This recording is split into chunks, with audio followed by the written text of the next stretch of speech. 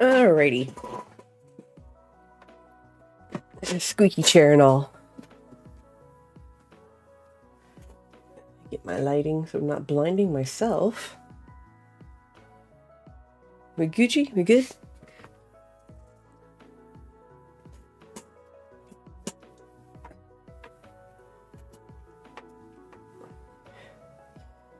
Get the lighting on here fixed up.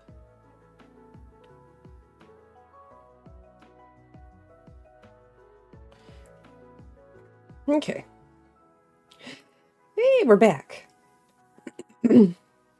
So, what are we doing?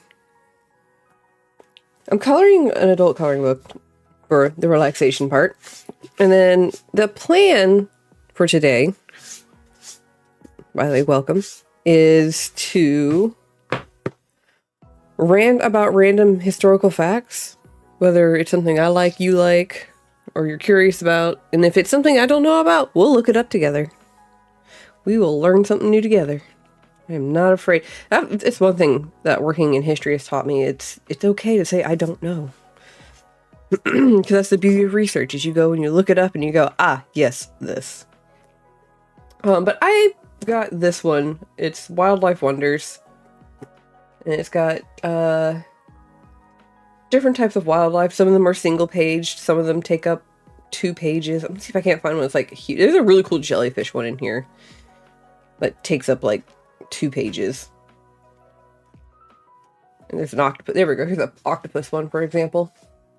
Covers up all of that. I'm going to go to full art so we can get a better screen.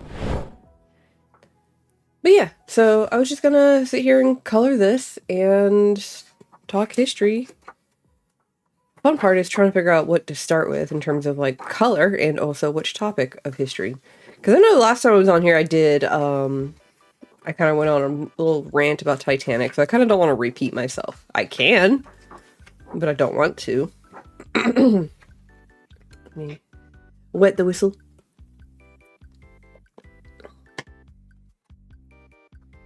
Let's see here. I'm trying to find which one I want to do. I had one in mind earlier, but you know how it goes. Things change.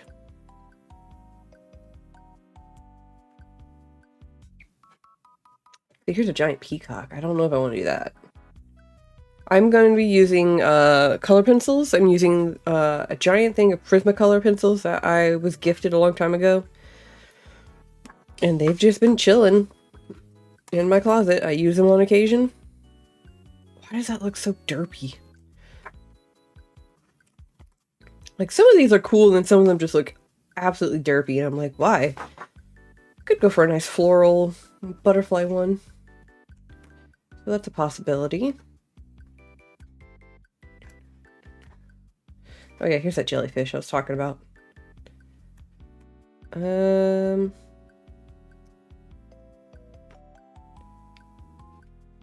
think I'll do the butterfly one just because butterflies and flowers are safe. I got my handy dandy sharpener. And I have like, it's like 4 trays of colors, so it's gonna be fun picking which ones to go for as we color. I even have some metallics. I have silver, so there's my blender. Oh, I have 2 colors blenders. Cool. So if one breaks, I have one. I'll put that one up. I've got silver and gold for my metallic. So probably use some of this too. Put that there. Put this over here.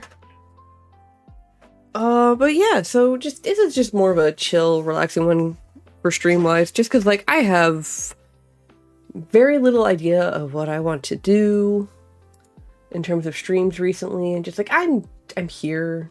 It's whatever. I'm hoping that it looks okay on screen. If I need to fix it, I can try.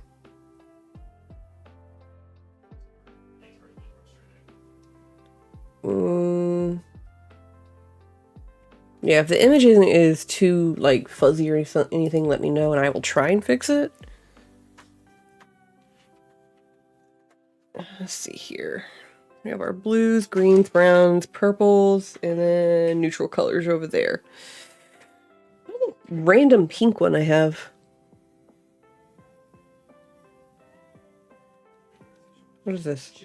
Oh, beige sienna. Oh, no, that can stay over there. There's a few oranges in that tray over there.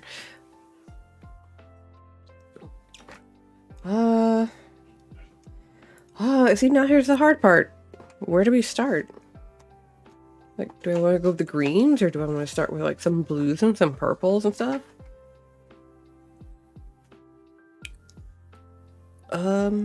Let's do a dark gray for some of the bodies of the butterflies. But yeah, so how's everyone doing? Hope they're doing well on this fine Thursday. Me and my hubby, the other half of Nerd Doom, we are slowly getting to the point of finally not being, like, absurdly busy every 5 seconds. Or every other weekend. It's coming up there. We're getting there. We got a birthday party to go to this weekend. Very small one. So it's just like personal friends and stuff. And then, let's see what else. We got MetroCon next weekend. No, family reunion next weekend. And then MetroCon the weekend after that. And then after that, it's nothing until Mike's birthday.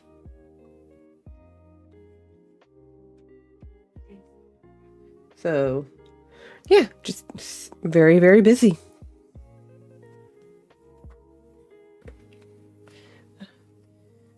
It's not pointy enough. Give me pointy. There we go.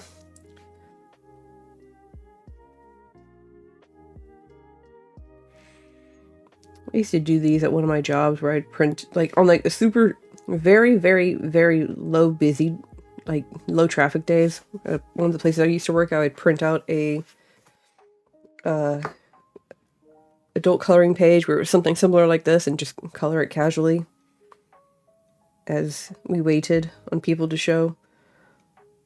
I think I did like 3 or 4 of them. I did a peacock, some fish, and a fox or a wolf one that was really cool. I don't know what happened to them. I think I may have thrown them away.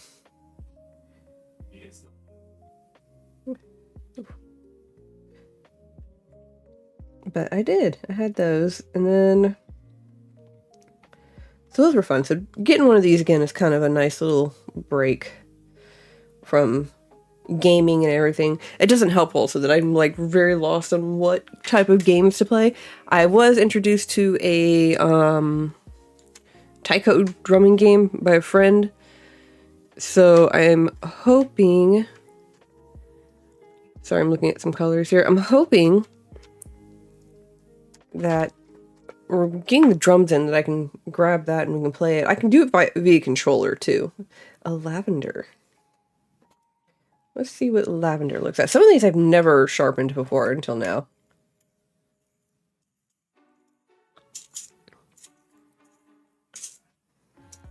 But yeah, so hopefully play a taiko drumming game. I might do that Sunday, that or Boulder's Gate. Again, with a friend. I don't know if I'll stream it, though. See what happens. But until then, glorious. I wonder what this color is. I haven't... Don't tell me I had 2 of them. Why did I have 2? I mean, I sharpened that for nothing. Why do I have 2 of those?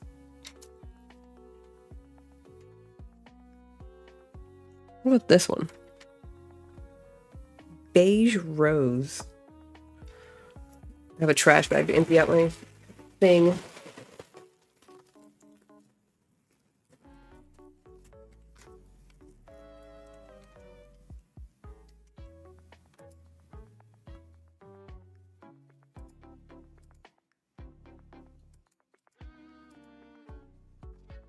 Baldur's Gate. Oh, hey, Crush. Sorry. I was looking down, but didn't see the comment. Yeah, I could do Baldur's Gate. I don't know if I will stream it, though. It really depends on my friend, because it's like between me, my husband Mike, and a friend of mine, and another friend who does D&D stuff online. Like actual D&D, but like they stream it. So I don't know if I'll be able to do it. But that's an idea of what we can do later in the week. That is a taiko drumming game. And just, you know, have a musical Sunday. See what happens. But yeah, so historical history rant. I don't know where to start. Well, I do, but I don't know if that's where I want to go. We could start off with what I know, like just legitimately off the top of my head without having to do too much research, which is the history of Florida. We can go that route. We can talk about the history of the Sunshine State and how Florida is the way it is. Oh, it's kind of like a dark lavender. No, it's like a lavendery brown. But yeah, so let's see here. Florida. Florida is one of the oldest inhabited states within the United States in terms of like colonization and whatnot. And if you want to get specific, St. Augustine, Florida, primarily is the oldest inhabited place within the United States. So you get good old Ponce de Leon over from Spain. He's convinced the Spanish crown, like, hey, give me some money and some ships, and I will go explore this new world. So he goes out, starts exploring, comes across Florida, and 15 something. Hey, Lauren. I have to confirm a date. Let's see.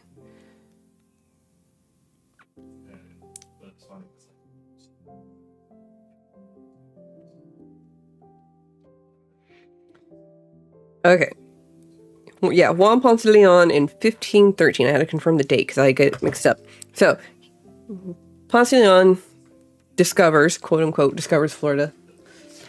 1513. Comes across it, and he sees this very tropical-esque land, and is like, ooh, this is nice. I will name it Florida after, like, the festival of flowers that we have. At least that's how supposedly Florida got its name. Now, he is related to, Napoleon. You are right. I don't know how far back, like, descendant-wise the relation goes, but he is indeed related to the infamous Napoleon, who has more than just that related to Florida, which we'll get to that. Sorry, I'm trying to figure out what colors purples I want. I got a light purple, and I've got this new one that I never... Ooh, I like Dahlia purple.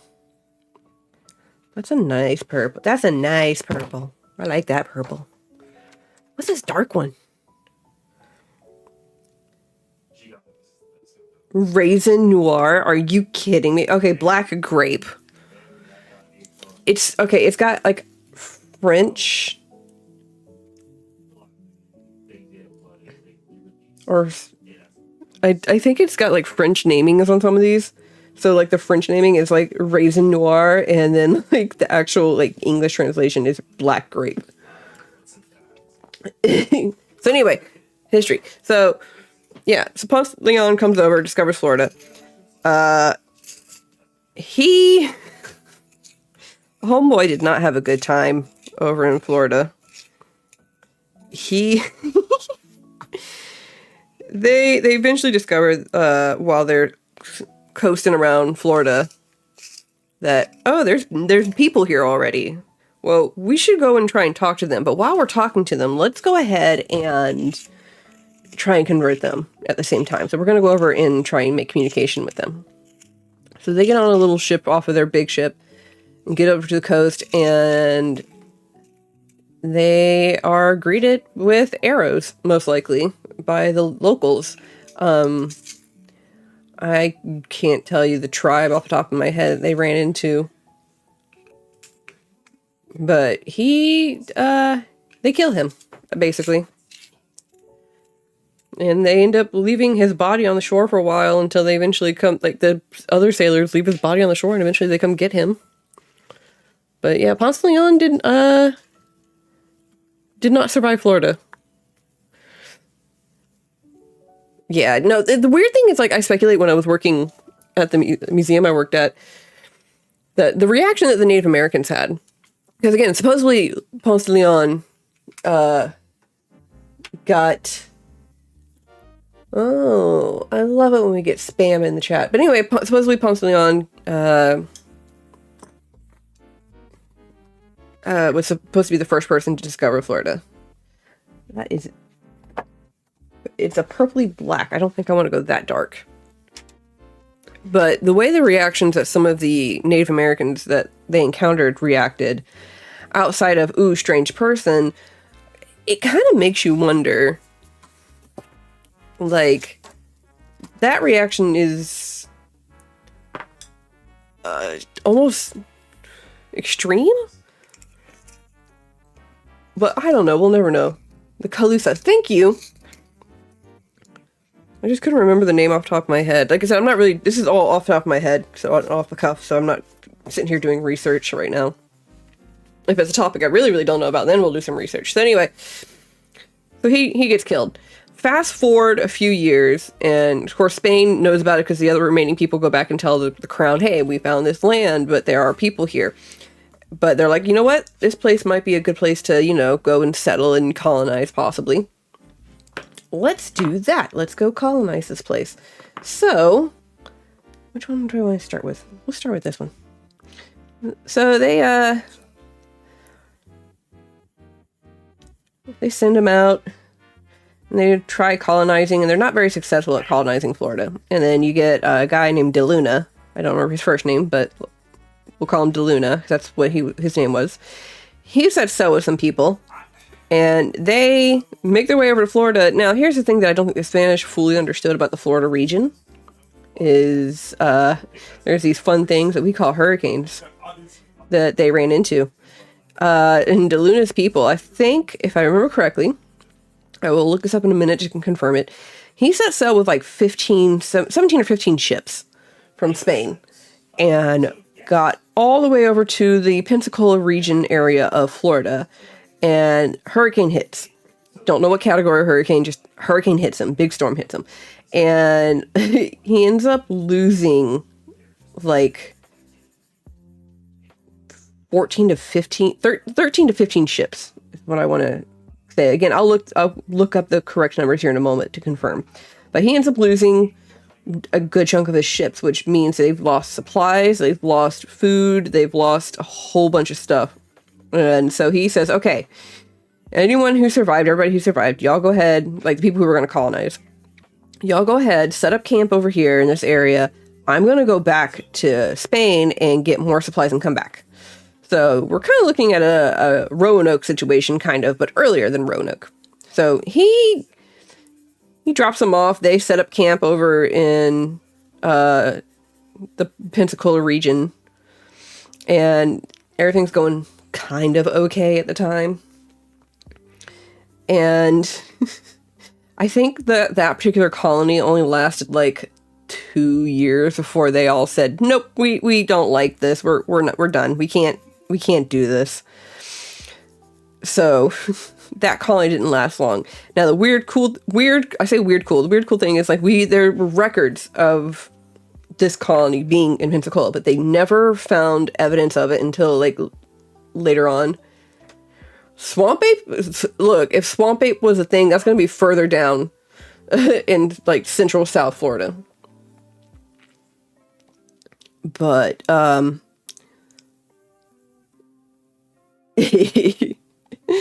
but yeah, so they left after 2 years.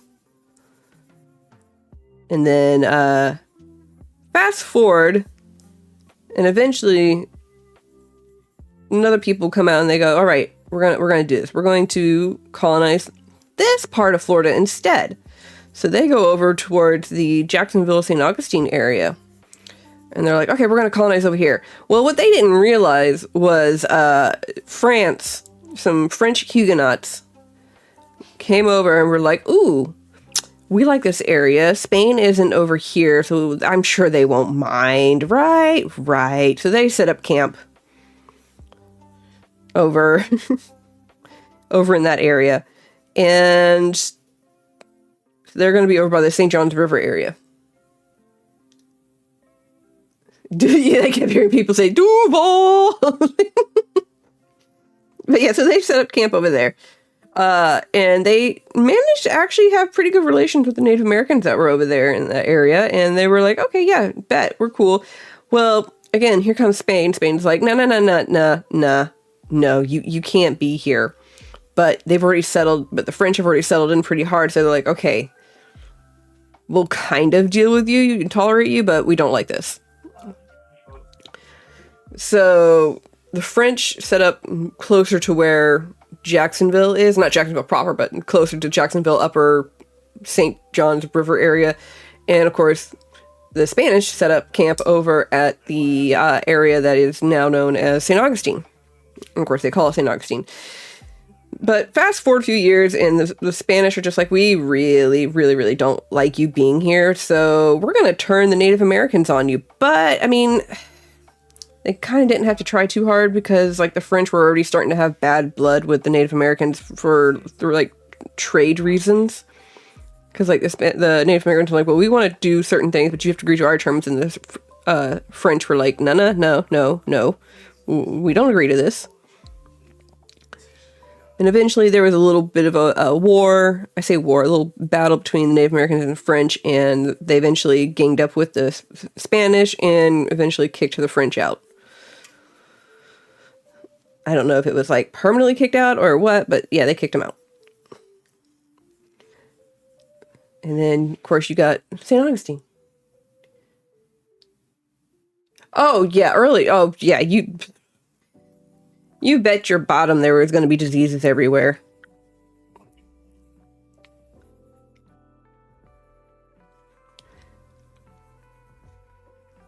By the way, I'm just winging this picture, like literally winging it, because I have no idea what the colors I want to do. I'm thinking of like I'll go with like a yellow-orange after the purples on this.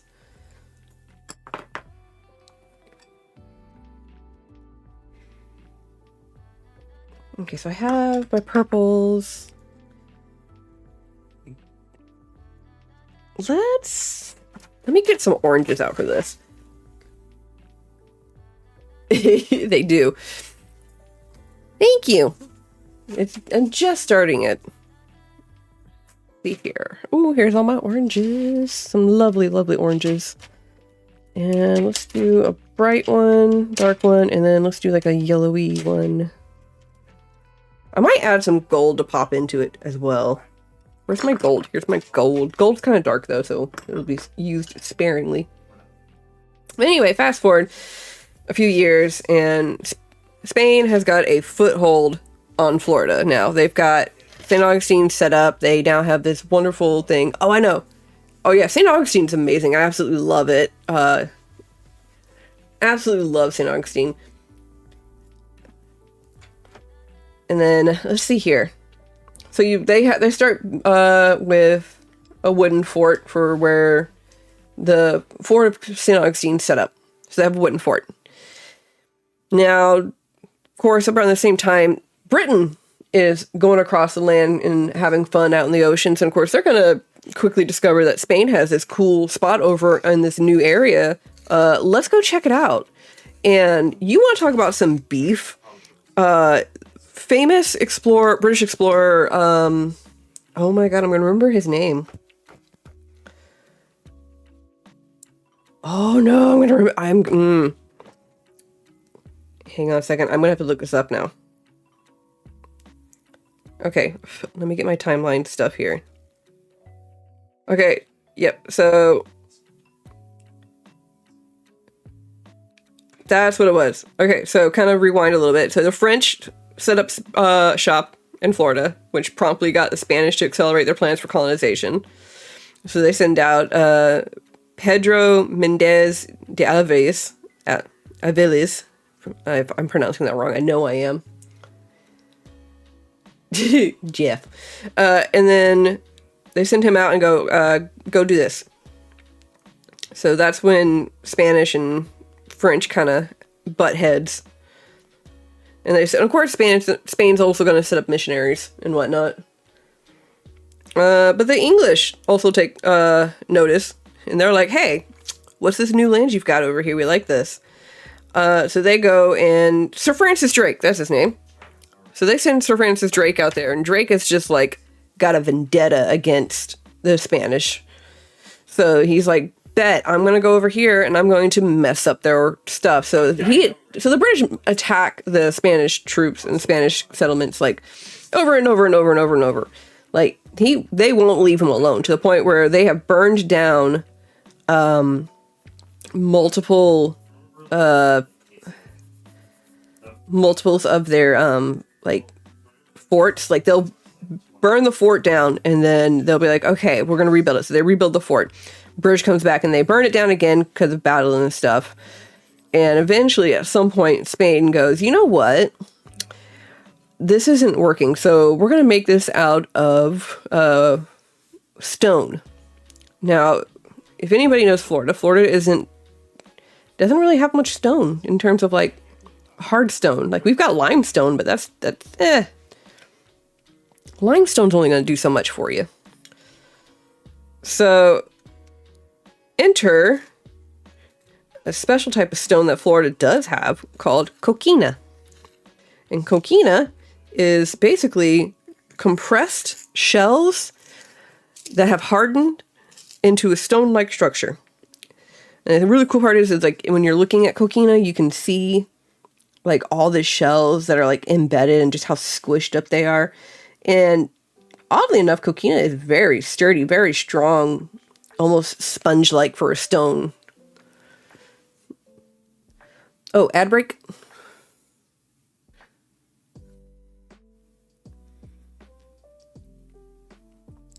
Oh, apparently we're entering an ad break, so I will pause.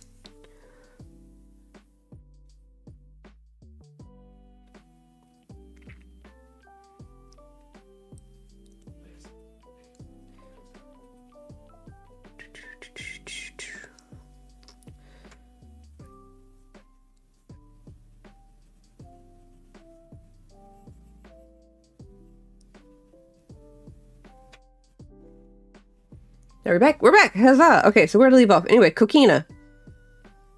So the Spanish find coquina and they use basically slave labor from Native Americans and any other like prisoners of war or anything like that, or indentured servants they have, to quarry the coquina, and eventually they build the Castillos de San Marco, which is what we have today.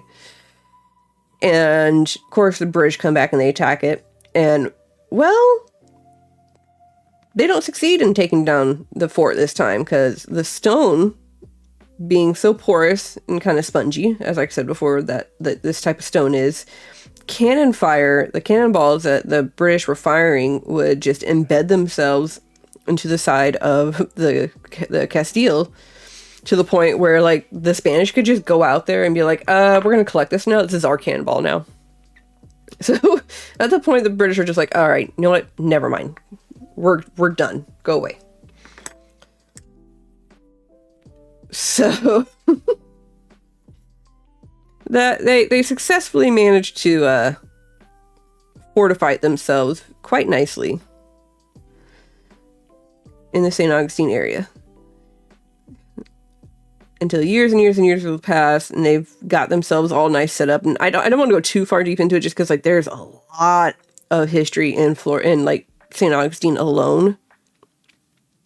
And without proper research, there's no way I'd be able to give it the justice that it deserves. And then, but Florida in general eventually gets broken up into East and West Florida. They haven't really gone too far south. Like they're mostly sticking around in the Panhandle area.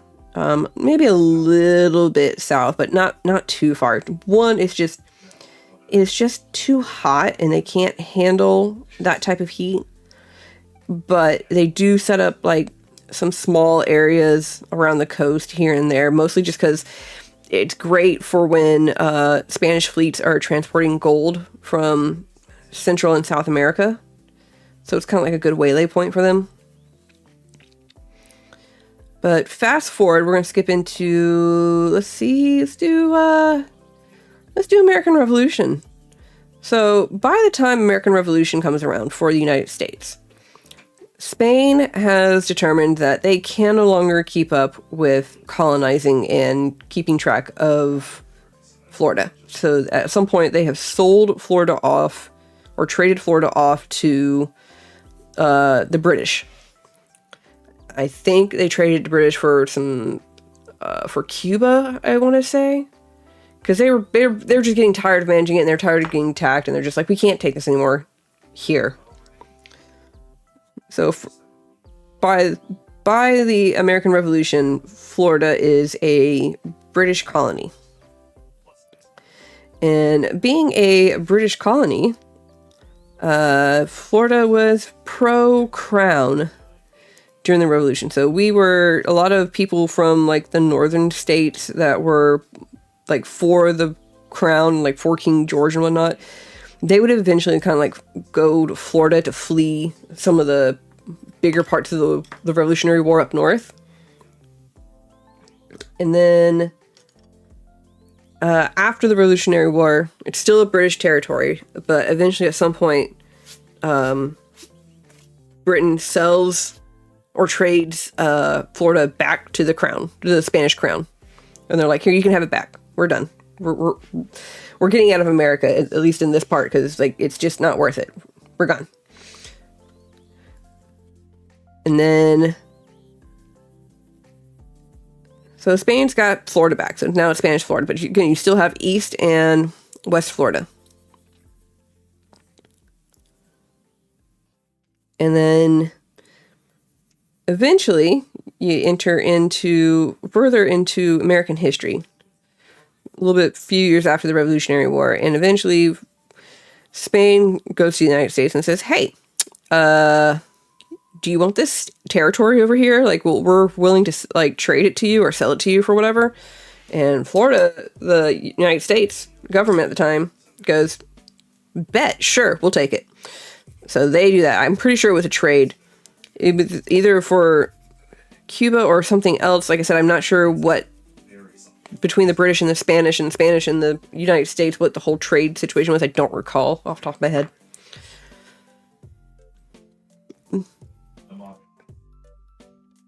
But eventually, you get Florida being a U.S. territory because it hadn't quite broken up into state shape that we have today. But eventually it does. Now, enter in the governing bodies of East and West Florida. And you got St. Augustine in the east, and you got Pensacola in the west. Eventually, these governing bodies are like, we are really tired of traveling back and forth to each other. We are going to go ahead and send out delegates from each part to explore the Florida and find a good medium point to turn it into our like go-to place, basically the capital. So these delegates go out and they start exploring Florida, and they come across in a field, some forested areas, and they also come across an area that's got like a very small waterfall, so it's got a good water source. And they're like, we like this spot. That spot was known as Tallahassee. And Tallahassee is actually a Native American word. I want to say it means like expansive field. Hey, Says, how you doing? Thank you. Let's see here. Let me find what the word Tallahassee means.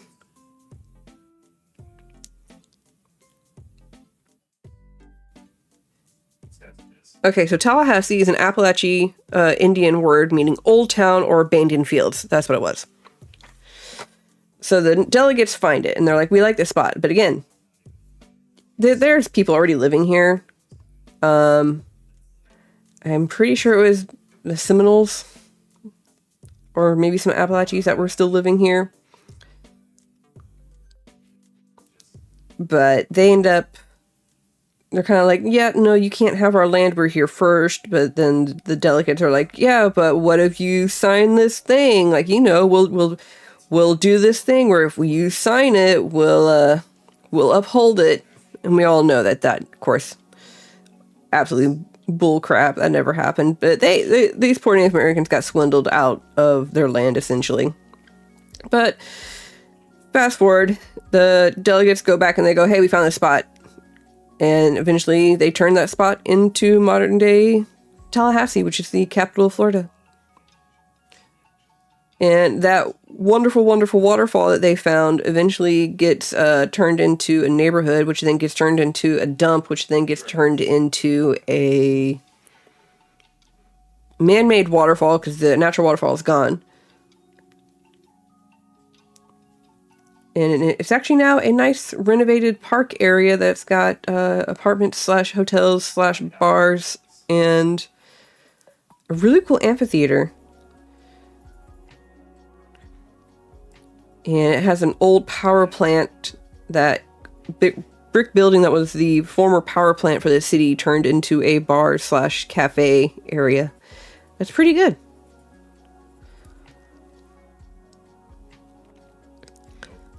But yeah, that's like quick, dirty general history of like North Florida specifically. I will say, fun fact, that air conditioning, as we know it, AC, was invented by a doctor in Florida who was like, my patients aren't getting better, but if I hold a pan of ice over their head, they seem to get better. And eventually he started trying to generate a way to like create refrigeration while not having to go out constantly.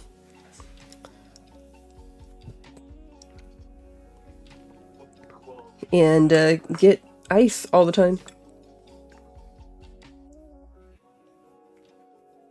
But yeah, there's that. What else do we want to talk about besides Florida? Cascade Park used to hold hazardous material before it was park. I know, because it got turned into a waste dump area. And then eventually they went back and cleaned it all up and remodernized it into a park.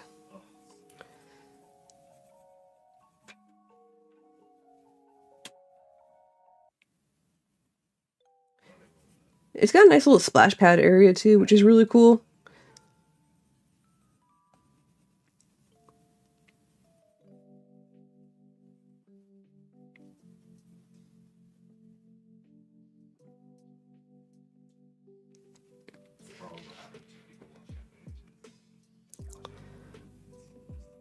I have no idea what this butterfly is going to turn out to be. It's just a thing. I'm just coloring it. Humans would tear down a natural waterfall just to put... I don't know what caused the natural waterfall to eventually just go away, but there's like historic postcards of Tallahassee where they show like a hand-drawn or painting of the waterfall. So like we have evidence that it was there. It's just I don't know what caused it to either dried up or they backfilled it and turned it in. I don't know what happened. It wasn't like I say waterfall. It was not a very tall waterfall like you would think. It was just kind of like a low ease waterfall, if that makes any sense.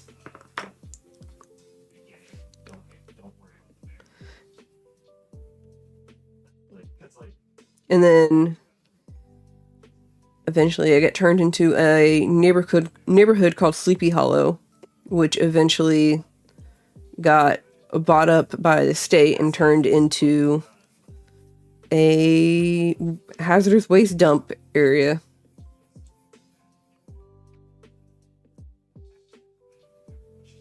I don't know. That is something that I would definitely have to look up to confirm, like what happened to that natural waterfall specifically.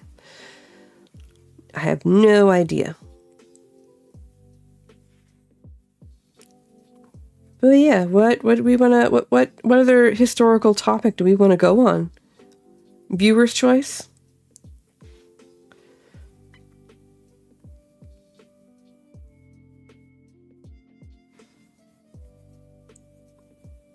Like, it doesn't even have to be like, it can be like, it doesn't have to be American history based. It can be like European world history. It can be disasters. It can be weather.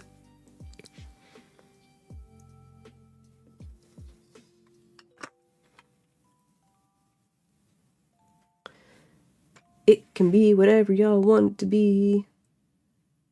Because I will go on a rant about natural history disasters like it's nobody's business.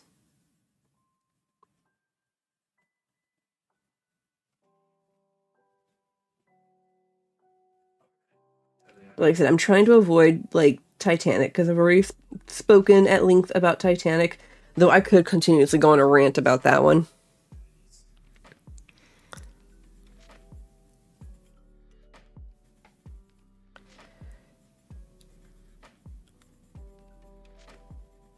But yeah. Let's see here.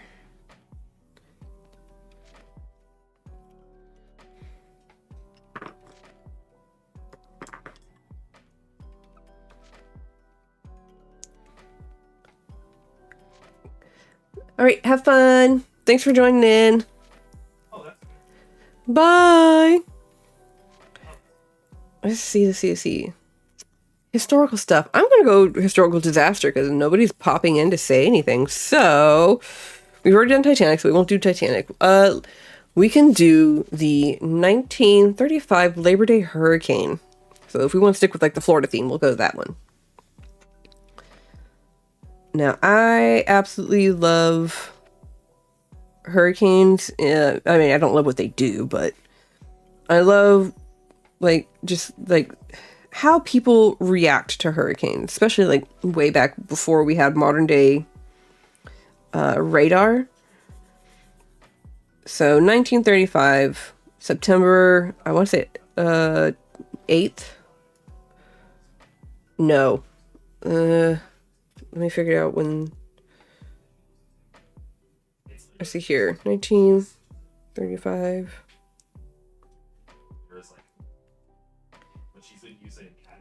Labor Day hurricane. So okay, give me. I don't know how many people died yet. I want to know the exact date. So, okay, so September 6th. I wanted to say 9th, but I knew that was a little too far. So,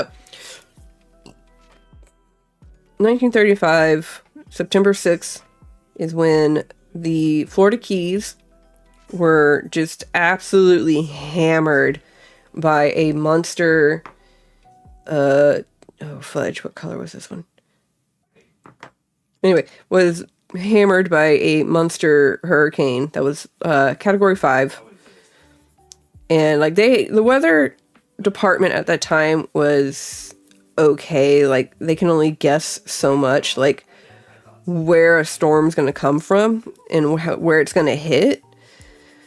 And of course, locals in that area kind of also had their own ways of telling that, hey, something big's about to happen.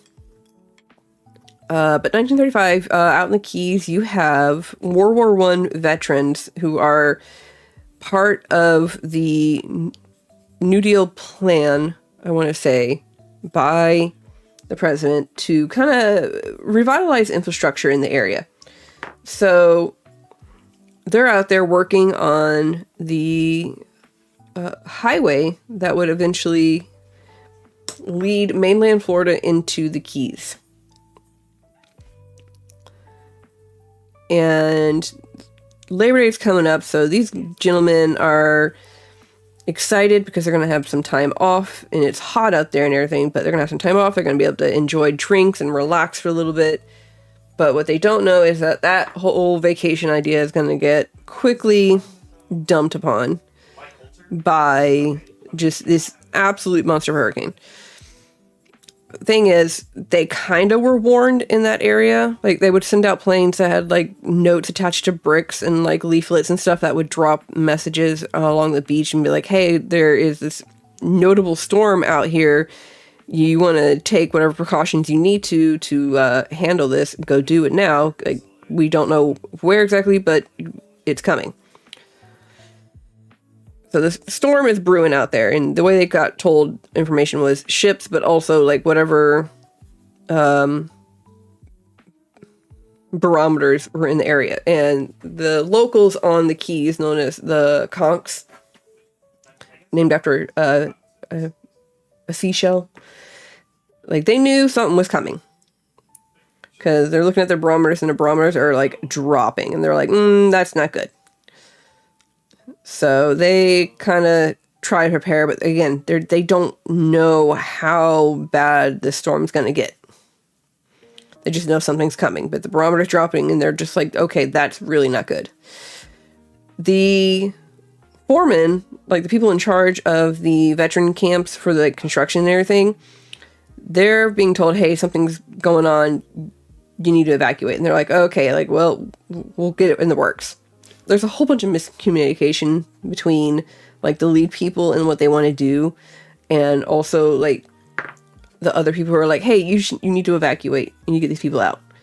So by the time like the edge of the storm starts hitting, like things are going like bad juju all around.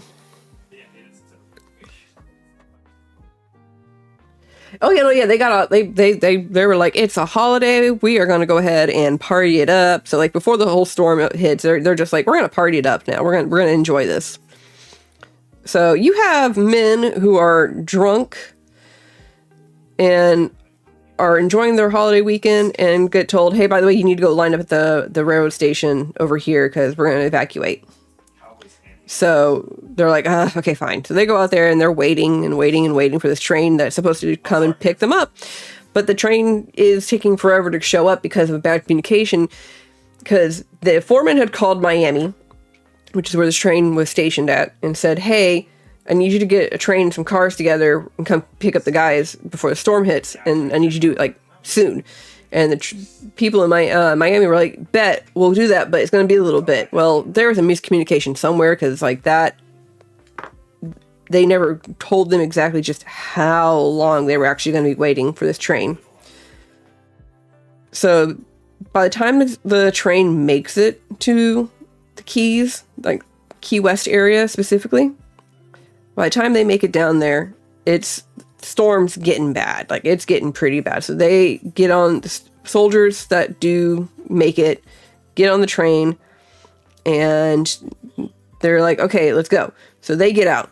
Problem is, by the time they start leaving the Key West, they start going back up to mainland Florida, and they're picking up more people on the way at other stations too to get them evacuated. Well, there's only so much you can do with that.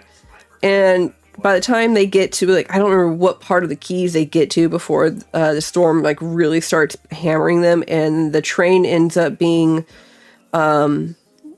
the front of the train ends up getting derailed and toppled over, and the carts get derailed as well and toppled over. And of course, then they get inundated by the, the storm surge. Oddly enough, that whole situation, as bad as it sounds, actually ended up saving some of the people on that train, because they managed to have a area that obviously they're like buffeted against the wind. Yeah, they're flooded, but they're buffeted against the wind. So there's that part. Guys who did not get onto the train and evacuate out, they're suffering because they're not in like brick buildings and sturdy houses. These are guys who are in like wooden like buildings and tents and stuff, and they're being buffeted by sands because of the high winds. They're being swamped by the water, and it's just not a good time all around for these guys.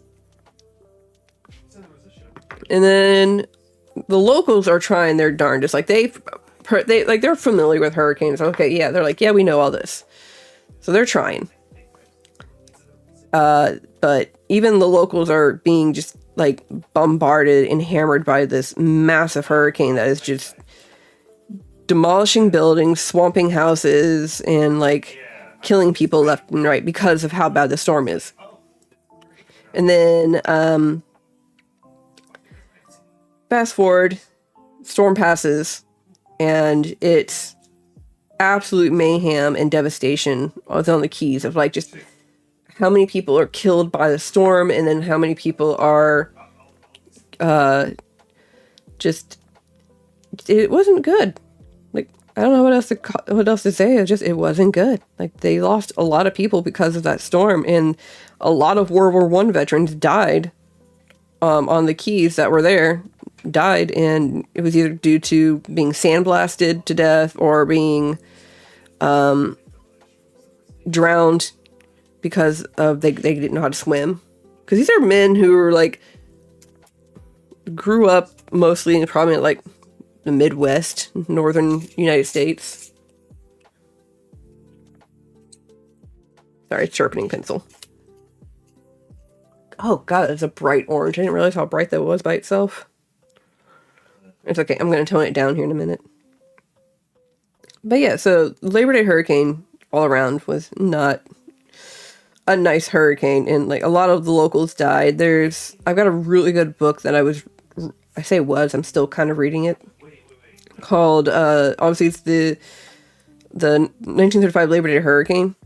That's the title of the book, because I mean, it's what it's about. It's absolutely amazing to think like you've got people who are taking their time and trying to prepare for the storm that they know is coming in, but like at that time period again, like they don't know how bad it is. And another thing that they also didn't have was that like at some point ships were lost track of where the storm was and wasn't able to report like, hey, this is really bad, this is what's happening.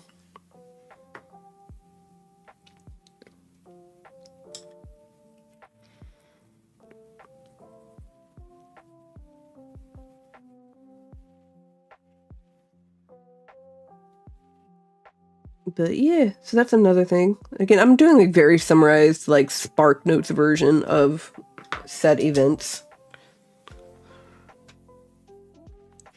I need to get a darker color in that. Let's do... What can we do that would go good there? Ooh, here's this nice dark orange I've got. What else do we want to talk about? We did the 1935 Labor Day hurricane. Enjoy, Ginger. Thanks for stopping by.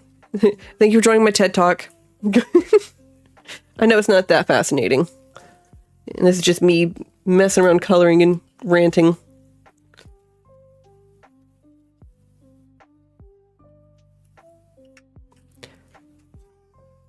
But you have a good one. Enjoy your game.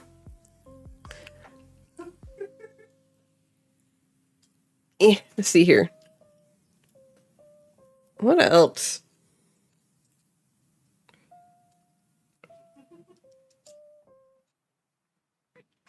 Sorry, I'm trying to empty out the sharpener here. I'm trying to think what else. I mean, you don't have to do history. Oh, come on. The problem with Prismacolor mark pencils is that they break very easily. It broke.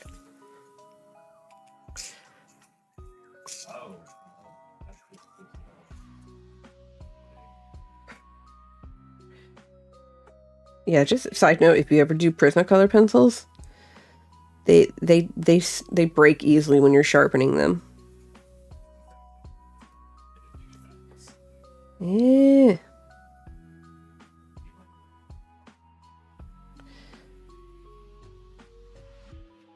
Oh yeah. Let's see, what else? What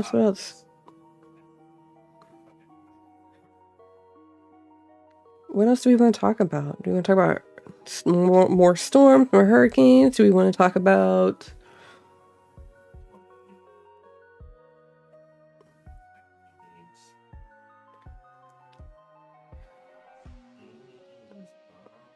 Because I am just here trying to color. Get a little bit of pink in here, maybe. Ooh, what's this purple? I want to have this one and this one. What does this purple do? Oh, that's a cop. That's a double. Why do I have so many doubles? I need to go through my color pencils again. I have a regular lilac. And mulberry.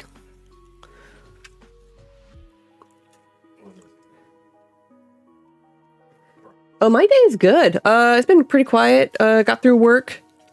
The work was a struggle for me, just in general, not because like it was hard or anything. It's just, it's one of those days, like especially after like I ended up having yesterday off because like my company recognized Juneteenth as a holiday, so I took it off instead of working it. And so like coming back from that, I was just like, I don't want to work anymore, and like it doesn't help that it's almost Friday. But I got through it. I got my jobs done. And then the rest of the day was fine. Ended up eating leftovers for dinner because I didn't feel like cooking. I had chicken tortilla soup. It was most delicious.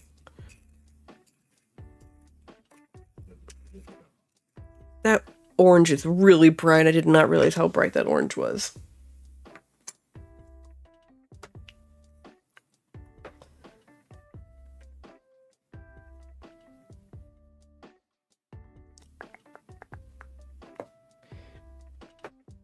Let me see here.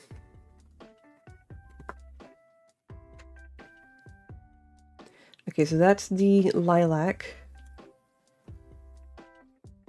Mulberry. I like the mulberry. Do that.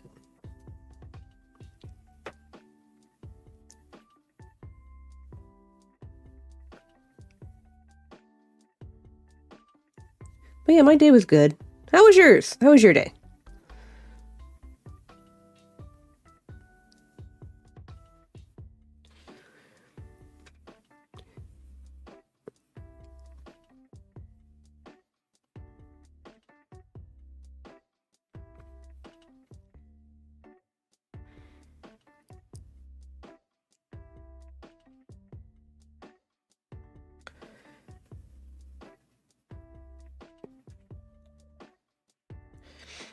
One thing I do know is I'm trying to be very good financially because,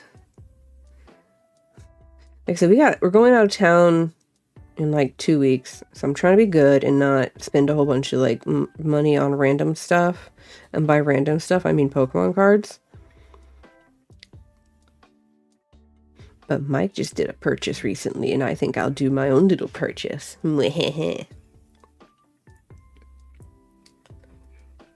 Where's that yellow? Here it is.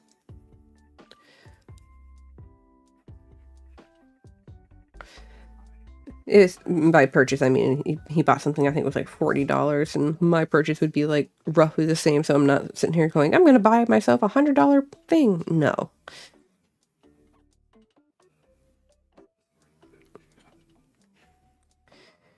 And then I don't know, I think I might purchase a Japanese booster box that I saw online that was like $40. I didn't think that was too bad, so I'll probably do that. No. Yeah, I gotta play Soul. Yes. Because I was the... Yeah, treat myself. Well, he got to do the thing, so I'm gonna get to do the thing. Why you said that in such excitement?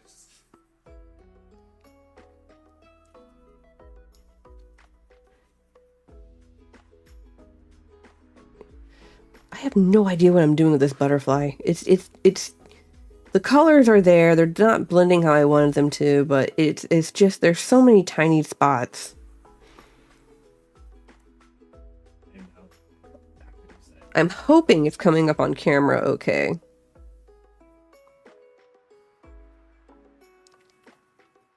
Yeah, that's exactly. I love like the first one I saw was I hate adulting. Because adulting, you're torn between, oh, I have adult money so I can do adult things. I got pulled back into... Oh no, not Fallout. But at least it's a fun game, I hope. Yeah, I think I could justify it. Hang on a second.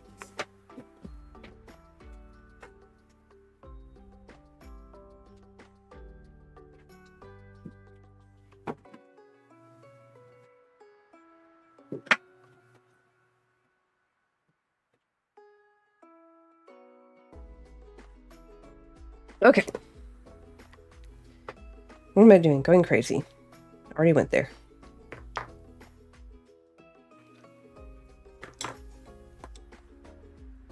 Well, I hope Fallout is going to be fun for you. We haven't even watched the live action Fallout yet.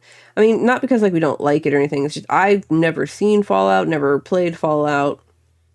Like I know what it is, but I've just never played it. Not my style of game personally.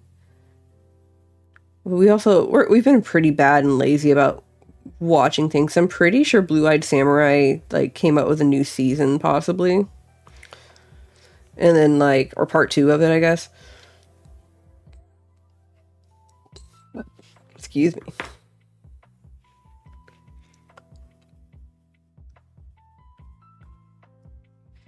And then there's like of course we're like trying to catch up on our animes. We didn't even fully catch up on our animes. I think we got like through 2 of our anime list this week and then stopped watching it.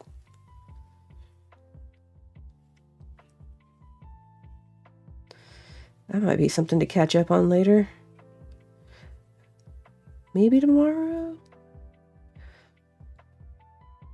Oh, I gotta check with my friend and see if it's still good to hang out tomorrow. If not, then maybe it will be anime night tomorrow night.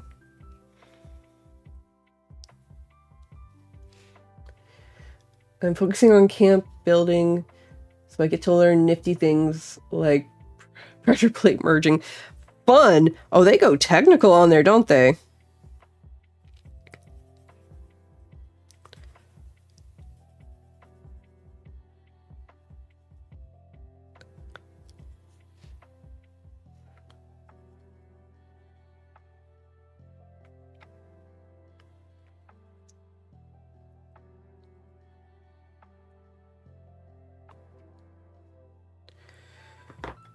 Ooh, where's my raisin black? Like my black grape or raisin noir.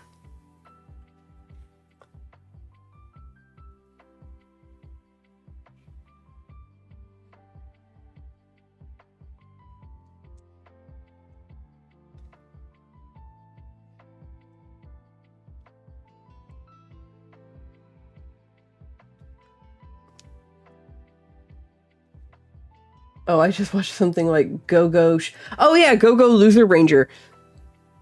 Mike was watching that. I ended up watching some of it with him. Like you'd think that like with a title like that, it'd be like some funny Sendai like based anime, and it is Sendai, which is like the Ranger stuff. But it's not silly.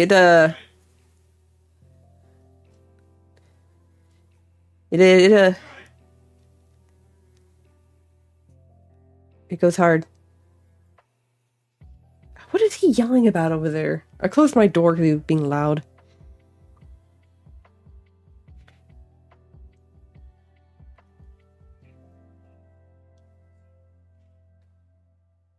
I have no idea what he was yelling about.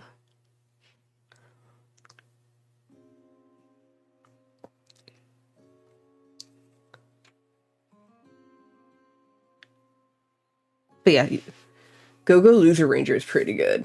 It was actually really cool. Like it's an interesting twist on like the whole Sendai Ranger trope. Which there was another anime we watched that was a rom-com where like you have like the head of like the Sendai group and he ends up falling in love with like the daughter of the big baddie and they end up falling in love with each other. It's really cute.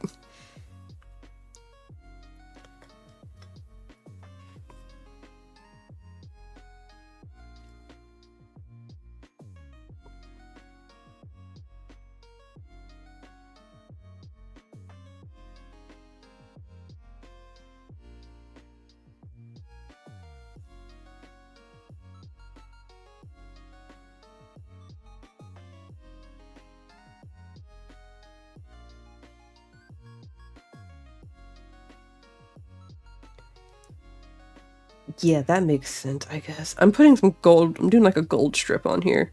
I say gold, but you can't tell because I really wish I could get into like that medium where like there's this metallic watercolors that just they are very, very vibrant, and they look so cool on like paintings and stuff because like you've got like I wouldn't say flat colors, but you got your regular normal painting and then like metallic gold just like dappled in there. Okay, so that's one butterfly down. It's not as bad as I thought it was going to be. Also just finished a light RPG called Dungeon Crawler Carl. Oh no, that sounds funny.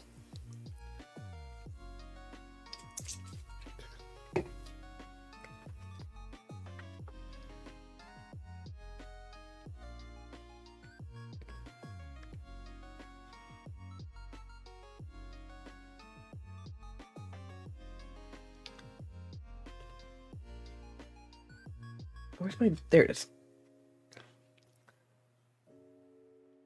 I'm kind of fixing some of the...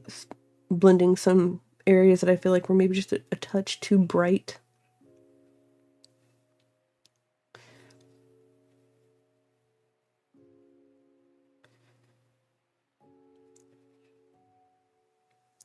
Ooh, yeah. That was just what it needed.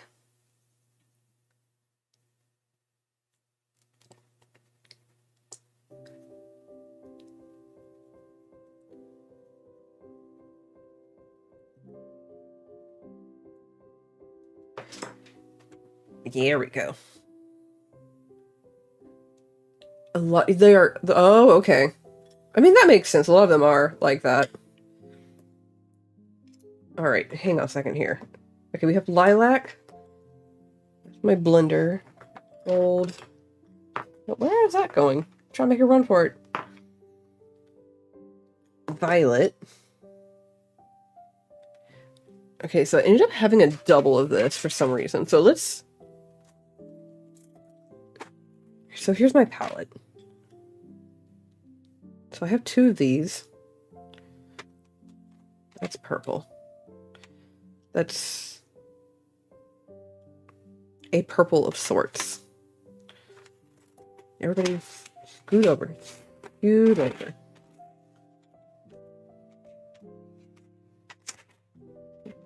That's violet? What? I have another violet? Oh, I think I know what it is. I had a... No, it's a different violet. No, it's the same one. Oh my god, that's not confusing at all. Why do I have so many duplicates?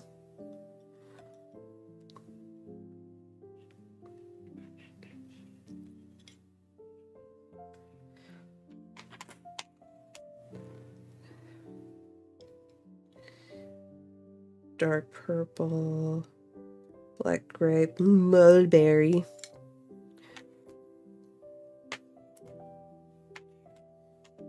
Why am I... Oh. What is this? Lavender. Where's that lavender at? There it is. Where's that one I had doubles of? So many doubles.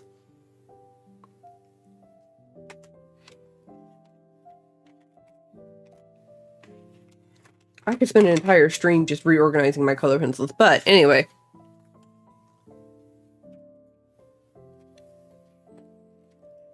Alright, next one.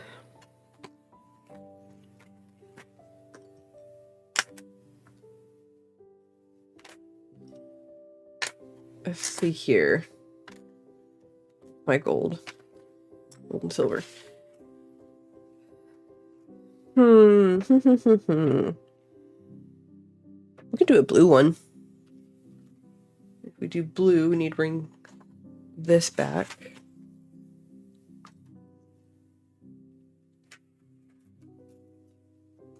And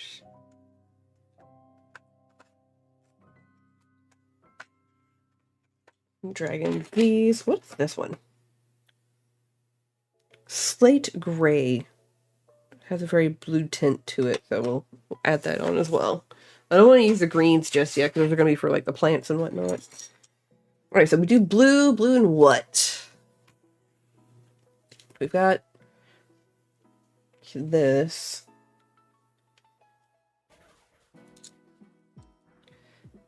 I think I'll just do a blue hued one. Alright, which one do we want to do blue?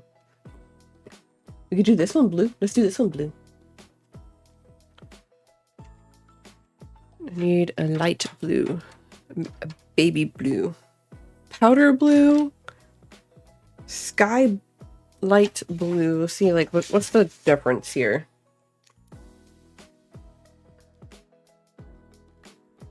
Okay, so that was powder blue.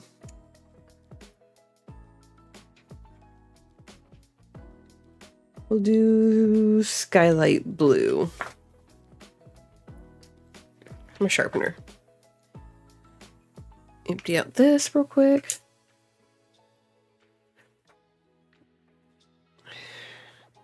I know I said I was going to like rant about history, but like my brain all of a sudden it's just like, no, we don't remember anything. But it's also bad. I wouldn't say habit per se, but I have this thing where like if I'm doing something, I have a tendency to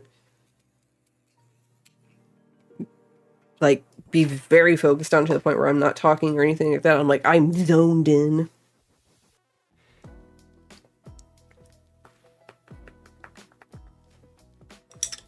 Let's do some silver on the body here.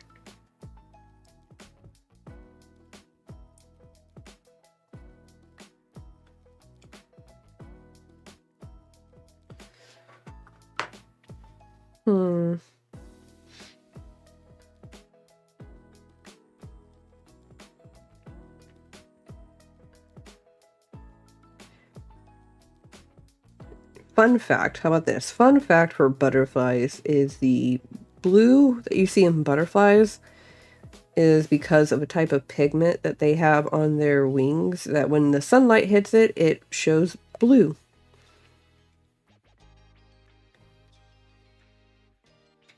I actually have a butterfly in my room here that's like a pinned butterfly. Preserved butterfly. That is the blue morph butterfly. It looks pretty cool. Let me grab it real quick. Let me show off this dope looking butterfly I have.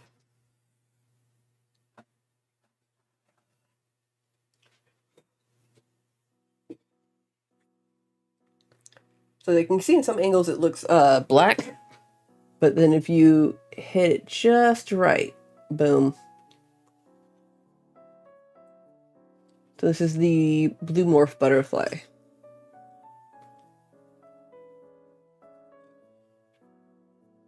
Ain't it cool? It's just the type of scales that are on its wings make it look blue, like iridescent blue.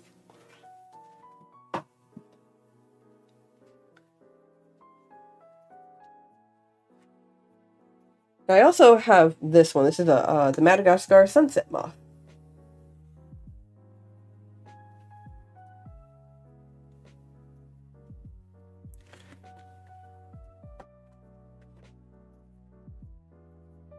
Those are the only two preserved butterflies that I have. I want more, but they're expensive, and with good reason. But I got those at MetroCon, separate years apart from each other.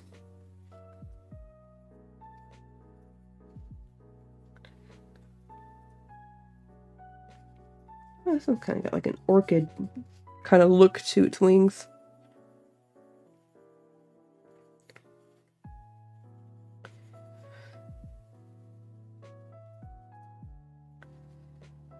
Ooh, what's the secondary color I can use on here? I guess I could do green on this one.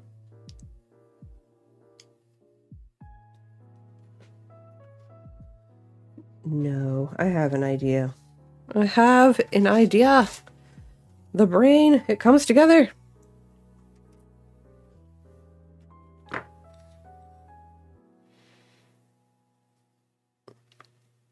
see here.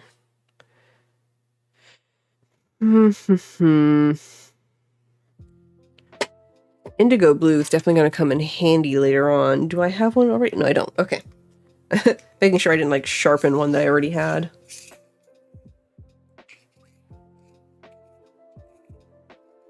Let's see here. Something to go back with history. Oh, random historical fact, well, since we're talking about butterflies, is certain birds of paradise almost went extinct or did go extinct because Victorian England was like, look at these cool dope feathers on my hat. So, the fashion industry caused quite the uproar for a lot of species of birds and even butterflies.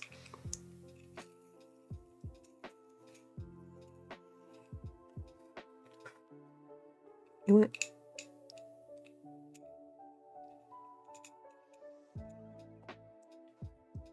Okay. Got my indigo blue. Oh, heck yeah. Speaking of indigo, so kind of go back again on the history stuff. Florida actually helped in the trade of indigo, and the museum I worked at, we actually had real indigo, which is very fine powder substance. And it was really cool to see, but it was very, oh my god, it was just blue, just so blue. What is this?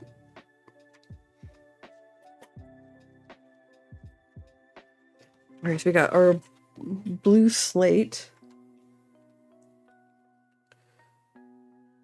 Blue violet.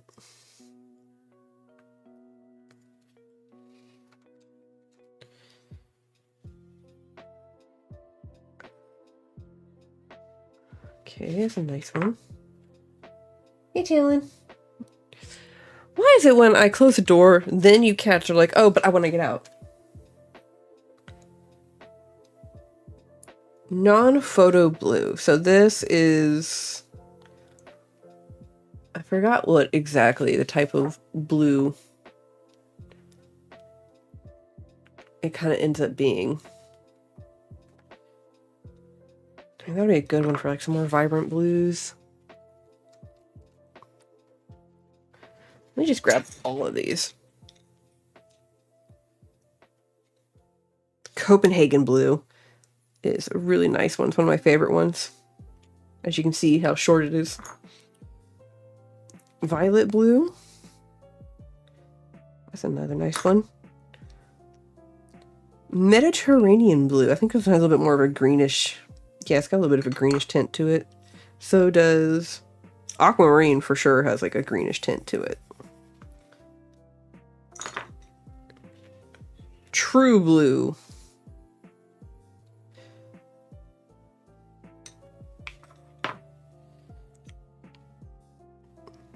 Electric blue.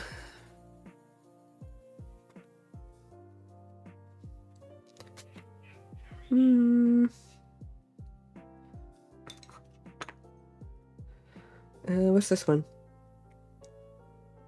Light cerulean blue. So in terms of like color, it's kind of like there. And then what is this one? Ultramarine blue. Alright, well, we have our hues. I have like a few more blues that I just haven't. Also the birds that Audubon made up. Oh yeah, like all these different birds. They're like, here's this one bird and this other bird, and then there's this bird right here. Like the names that they came up with, you're just like, what?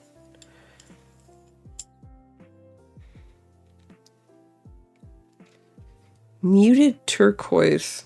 I have peacock blue, and then what's this other one? Periwinkle blue. I think peacock blue has a kind of a greenish tint to it. I thought I had a peacock blue. Huh. Let's sharpen this one, see what this looks like. Yeah, but there are a lot of animals at the fashion industry that either they just made up and were like, it's this. Or, you know, they just went extinct. You know, human nature to look at something and go, I'm going to claim this as my own and then promptly destroy it is fascinating.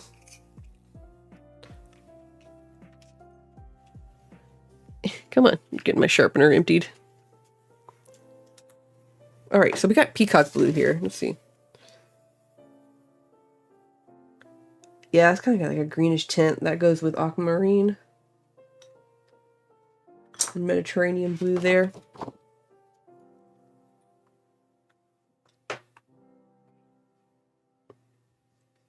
Let's see here. Let's do this one.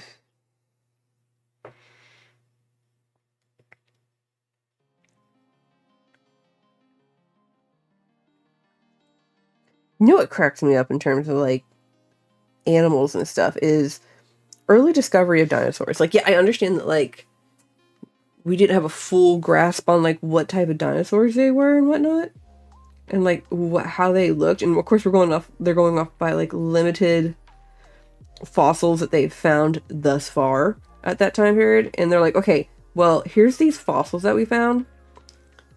We think that the creature looked like this, and they like the early dinosaurs or like dinosaur replicas that they created are absurd. They look like giant iguanas. Look at this waterfall. I bet it would be great dump years later. I bet a waterfall would look great here. Yeah, see, like that doesn't make no sense. They're just like, you know that waterfall that used to be here? We should put it back.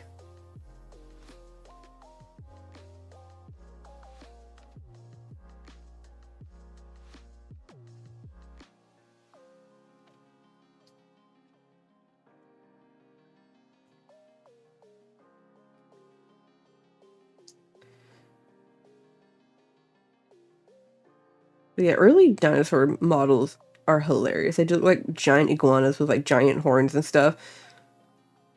Like, you're better off making it look like a dragon, my dudes.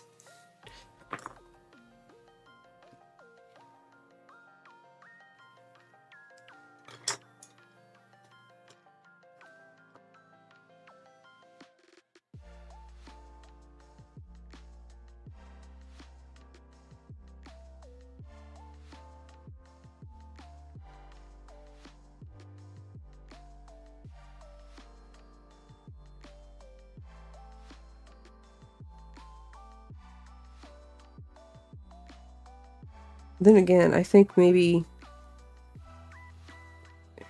the dragons of myth were probably based off of fossils, like how unicorns and stuff were thought to be maybe possibly based off of fossils as well. Like we're never going to fully know like who looked at something and went, ah, yes, this, or like what if they were real?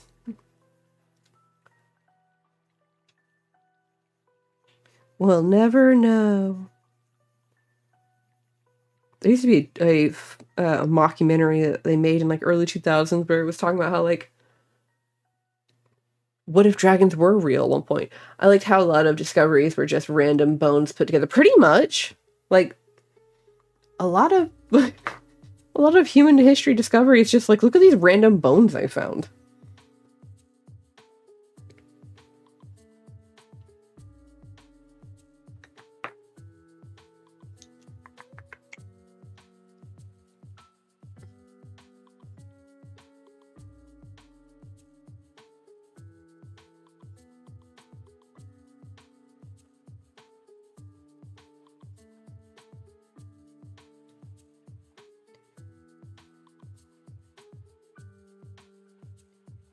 But no, my dragons are real, man. My cousin is a dragon.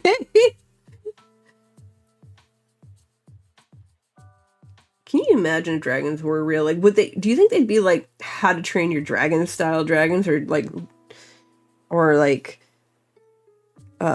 Game of Thrones style dragons? Ooh, or better yet, the Dragon Riders of Pern. Like, do you think it'd be that style dragon?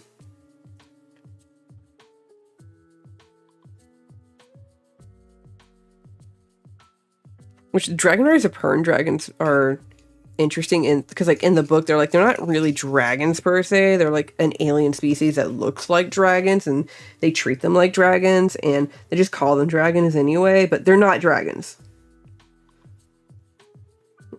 Like, your books are great, my friend, but please make up your mind.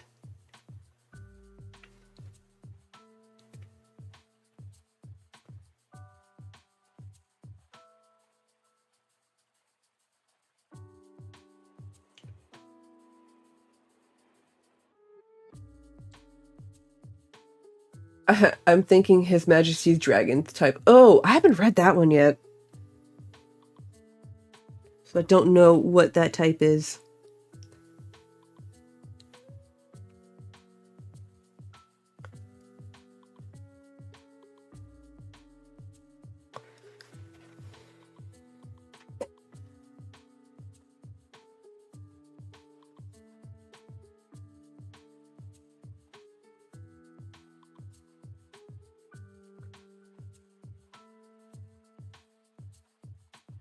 What is His Majesty's Dragon? Like, what is that one like?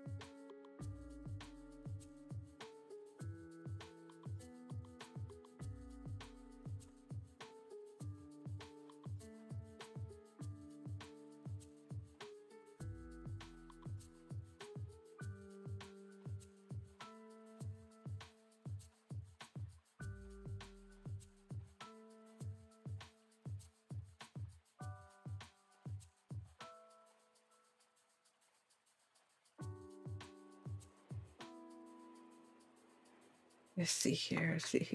Oh. Do this one.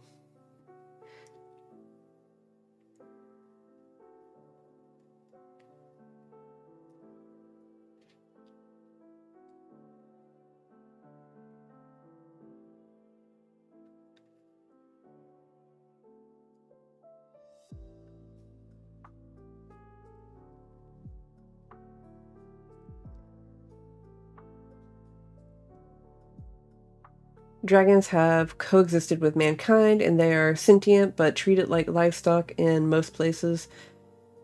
They are used like planes in Europe. Ooh. I might have to look that up and read it. Talon, do you want out? Just hovering by the door over there. Alright, I'm gonna let you out. Give me a second.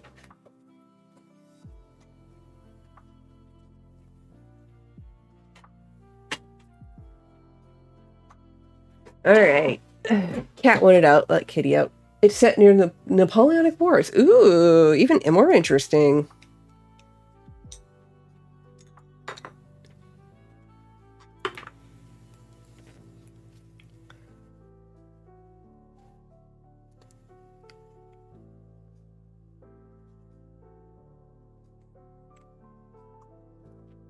I will have to add that to my list to read because my sister's like, you need to read it. You need to finish this set. And you need to read this series by the same author but before you read this one. Some are bred for speed, called Winchesters, due to breeding. They are not that sort. Oh no. Not the inbreeding.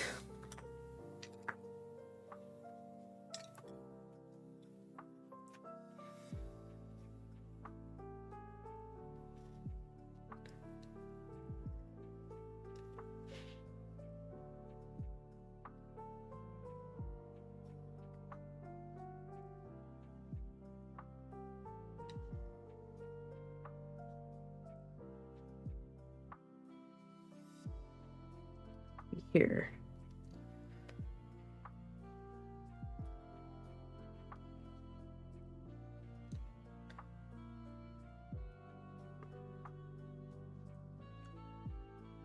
Bond. Oh. Okay, long-winged spit acid used as bombers. They only bond hey.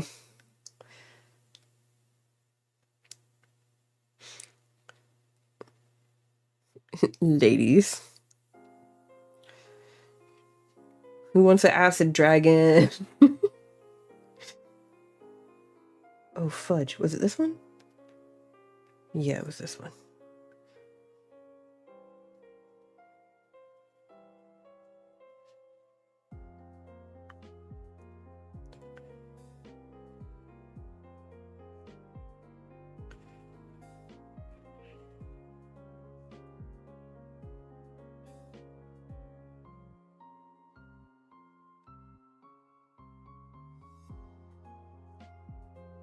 Yeah, I'm definitely gonna have to look up that book now. I've got more book recommendations this year than I have in any other time. Because, like, I've always been, like, on the struggle bus with books that I've always had to, like, look them up myself and find them for myself.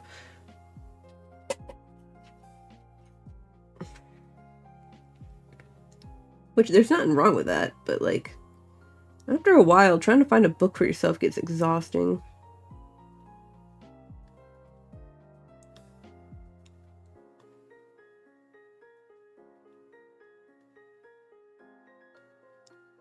I remember my cousin recommended Dragon Riders of Pern.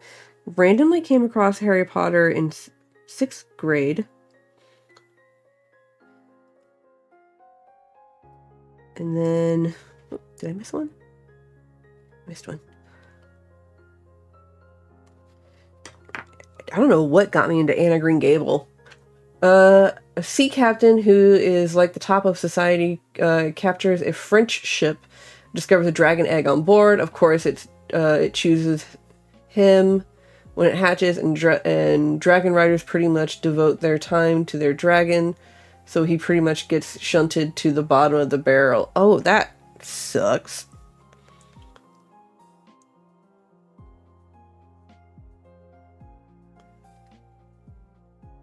Talk about going from, like, high society to lower rungs just because of a dragon. Which you think would be the opposite. Like, oh, you got a dragon? Oh, well.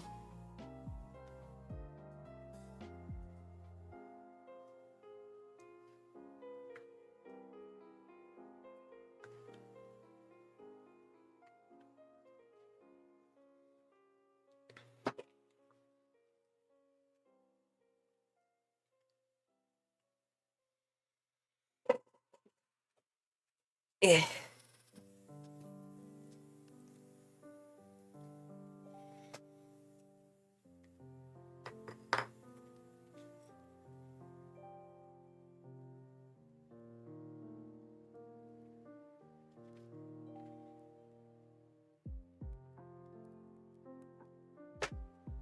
Yeah, boy.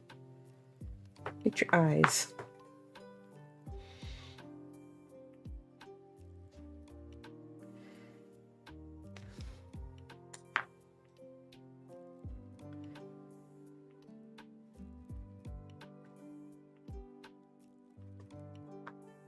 I like that. I like it.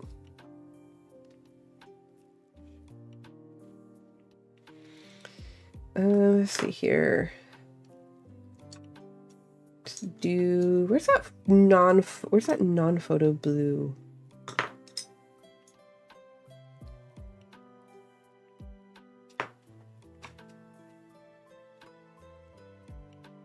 There we go. Let me sharpen it. You know me, I'm an avid reader. I'm rereading Dresden Files. Oh, yeah! I think a friend of ours, Nate, got convinced Mike to read Hyperion. I don't know how far he's gotten into it. He said it was actually pretty good so far from what he has read. I don't know how far he's gotten into it.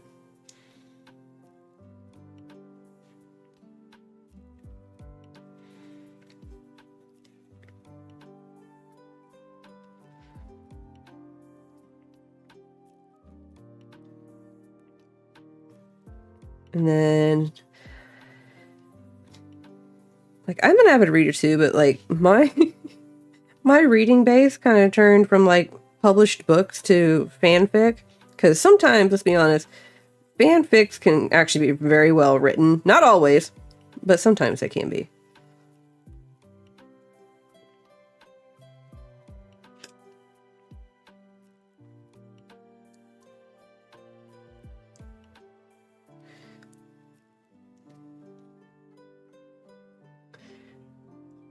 I highly suggest Brian Sanders' Way of Kings. And another one to add to the list.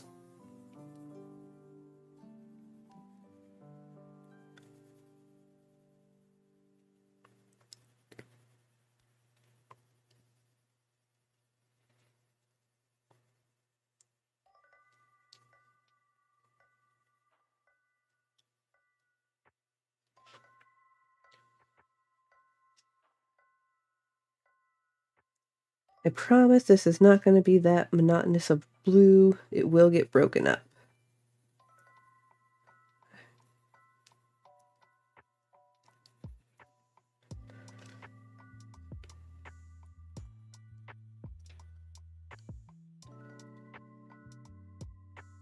I'm still trying to figure out what to do for like this very bottom part, these tiny little details here.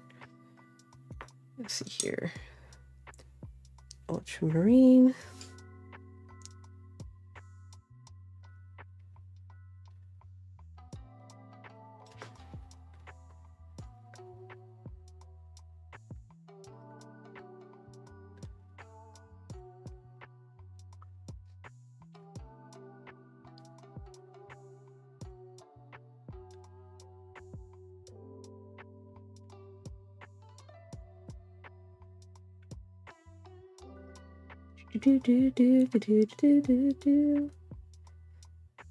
There's a type of butterfly. I think it's a butterfly. It's either that or a moth called the glasswing butterfly. Like it's got transparent wings, except for like saves like a few certain like dots here and there of color. It's rather interesting. It's a very slender, small butterfly slash moth because I don't remember which species.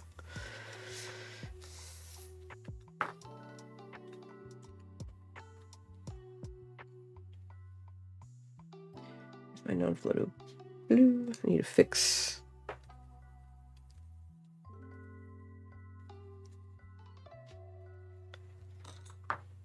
We went to the library the other day, and I remember there being more books before. Did they have less books now? Like, I understand that, like, the way things are going, like, physical books are kind of almost becoming a way of the past, which is kind of sad if you really think about it. Like, I still feel like we need to have physical books. Like, digital is great, but, like, you need those physical books, like, once in a while, because, like, for what about people who can't have internet and whatnot?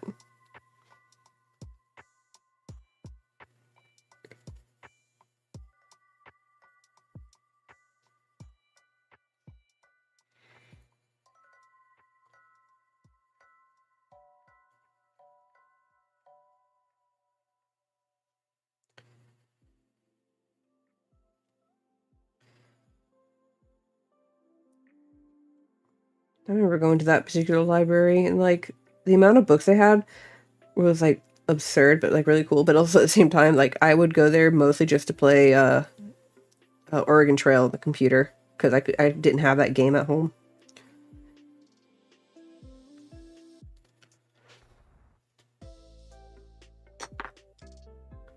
Yeah. I'm sure they actually had a lot more than...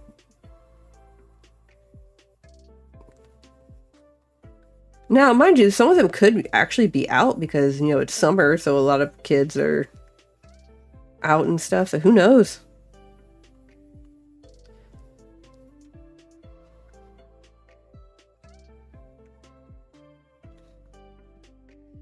I do hope they have more than what seemed like to be there.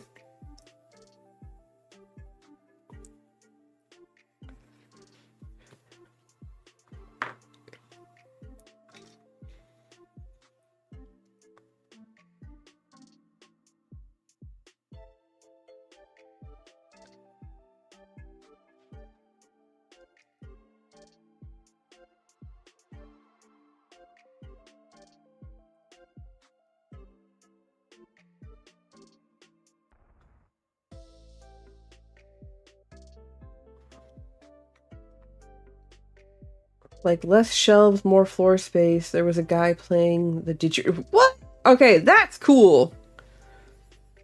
Now they may have rearranged it so like it seems like they have more open space. You know the tree house that they have over in the kid area?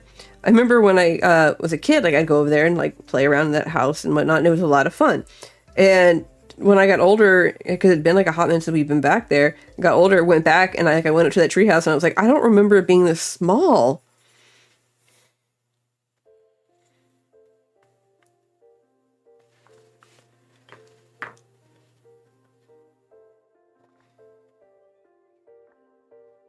I want this to be a darker blue. Where's my cerulean blue?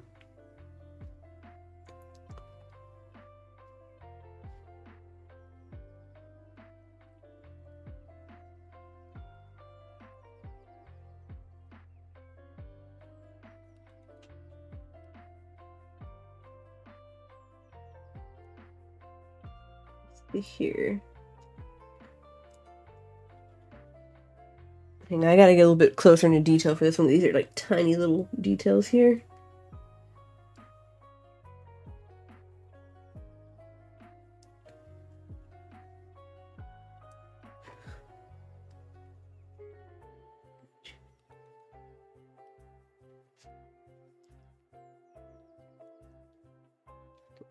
I think I saw a guy play didgeridoo once. There are certain things as a kid that I like, absolutely enjoyed and can't believe I had the opportunity to do them. Like I remember, like back in like early 2000s, you had obviously the Crocodile Hunter, but there was also like Jack Hanna. I don't know if anybody remembers him. I'm sure he's passed away by now. That or he's like super old, but like he actually came to Tallahassee and was at the Tallahassee Museum showcasing animals and whatnot, and that was really cool to get to go see. And then what else? I got to go to an artist studio. He still does stuff around town. He's the one that did the dolphins at the Capitol building. I got to go to his studio and check out like his process. That was really cool.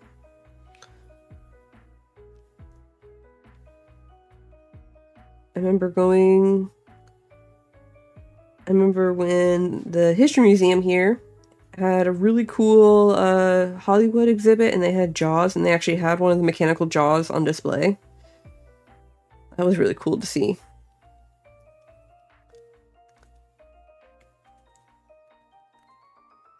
And then, what else?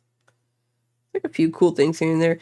Does the Tallahassee Museum still do like blacksmith demonstrations? I feel like they still do that. It's just every time I've gone, they're never there.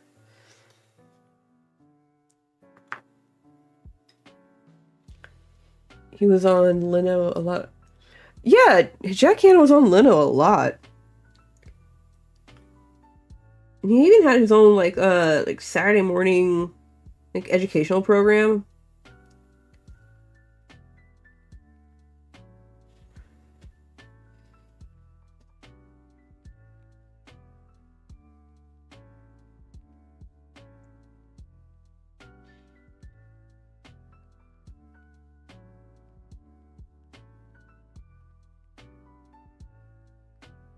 I'm trying to get this black in here, but I don't have a fine enough point on it.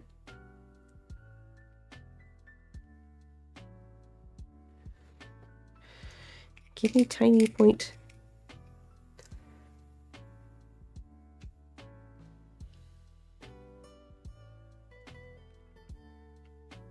But yeah, I remember, what was it? Who were like the top like animal people? Oh, that's why. Okay, so it is. They still do it. It's just once a month. Got it. So I just have bad timing every time. But no, I always felt like in the early 2000s, like you had like a set amount of like animal people that were just like constantly on the TV, which nothing wrong with that. You had the Kraft brothers, who I know they're still going strong. Then you had obviously Steve Irwin, Jack Hanna. I want to say there was like one more. Oh my god, what was his name? He was actually really funny but really good. Like his show would come on like before or after crocodile hunter. Jeff, I want to say his name was Jeff something.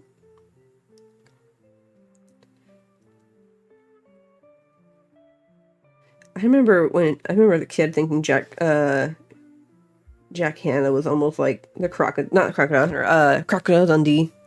For some reason, I don't know why. I need my darkest one. Jeff Corrin. See, I knew it was Jeff something. Thank you. Yeah, him, like, those people were, like, really cool. I know Jeff Corrin had, like, a resurgence briefly, and then after that, it was kind of like, eh. I don't know what he's doing. I'm pretty sure he's still doing stuff with animals, but, like, he doesn't have, like, the TV show anymore. I'm sure he's got, like, a conservation thing that he's doing.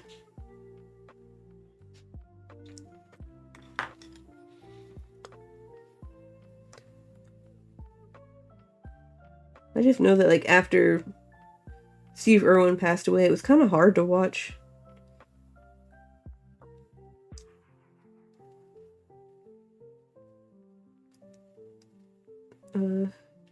Animal shows.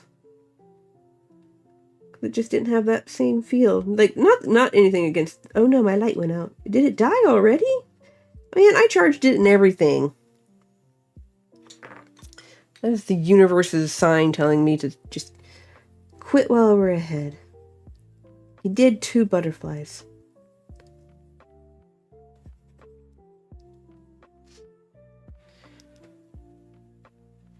Well... Oh, dude, his outtakes were absolutely hilarious. I loved the outtakes. Yeah, I heard you.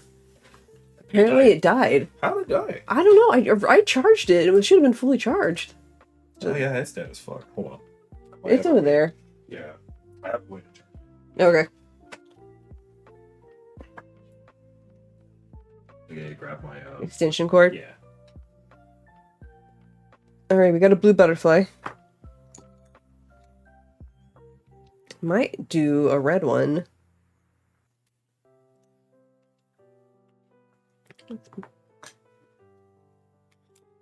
You know, the Jeff Corrin stuff, his was hilarious. Like, he mixed a good blend of, like, just being silly. I was about to ask, how high do you have the brightness on? I probably had it a little too high. Yeah, because it should last the entire time. Should being keyword, but, you know. You haven't. Not in the... It definitely was not at 50%. I probably did. Trying to put on all the glare. All the glare.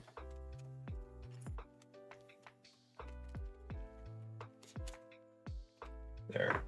Oh my, 96, bro? No wonder it died. It's fine. You barely need that. You barely need like 40 something. Addy over here trying to put out the flipping light of God. I have the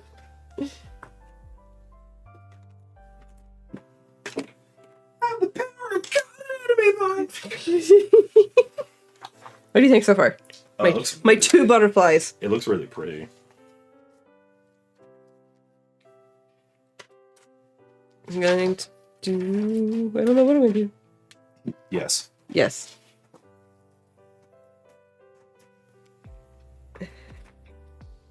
Is a pink one or a red one? I might look up some like real life butterflies to see like what color. This is literally you at your prime.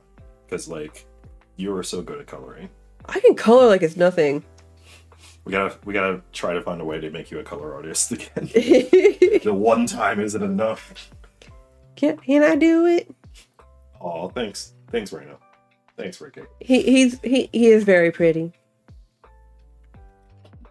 Trying to get in, but he's like stuck at pushing. Yeah, that's the one thing that our cats haven't figured out is how to open doors. It's not Norris who like you can have it cracked open. Norris would just like headbutt the absolute crap out of himself just to get in. If you leave him alone. If you don't leave him alone, if you didn't leave him alone, he would just stare at it as if he can't get through. It's like, this thing's blocking me. It's like, bro, it's open. It's open. You can go through. Nope. Can't do it. No, I can't do it. Hi, Talon. Yeah. Also, yes, every time it's not that they don't want to go outside as soon as you close it. They just want the choice of going outside, and you closing it off is the worst part. Apparently. Yeah, they want to leave when they want to leave. Goodbye. I could do a green butterfly, but then like the green background would like swallow it up. Ooh, let's see. Ooh, there's a blue, red, brown one that's kind of cool looking. I already did purple. I did a blue one. Should I just do like an orange, yellow one? Ooh, there's this like... Oh, the white peacock. I might do like a... Ooh. I don't know. Do you want to do that?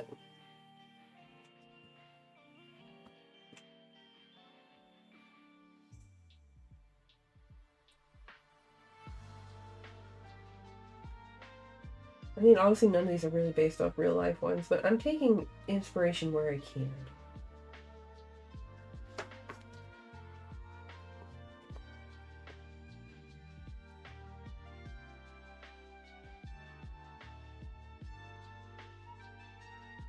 Let's do that. We're gonna do an orange-red one.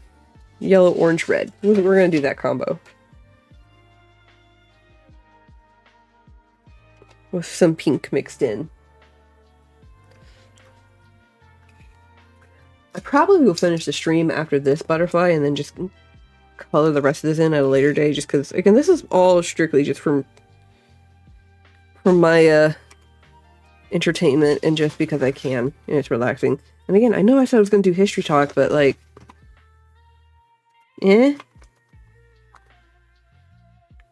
Jasmine.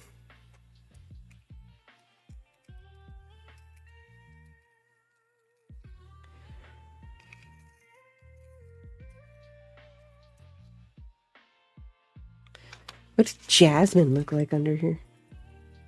Oh, it's like a darker, like a marigold-esque flavor. Listen to me. Color. That's a greenish one. I don't want that. What's this one? Lemon yellow. That's a very yellow. That'll be good for highlights.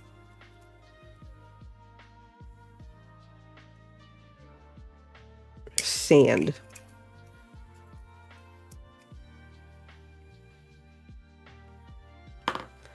And then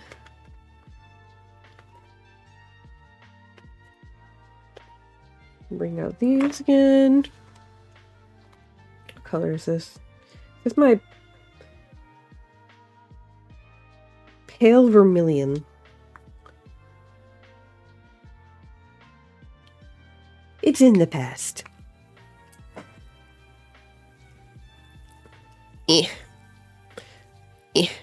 Trying to... I need a better sharpener. Like, this one's good for, like, just standard stuff, but, like, I need a better one.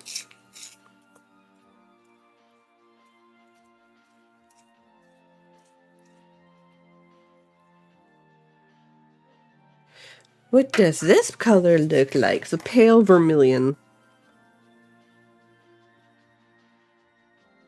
There's a very nice orangey shade there.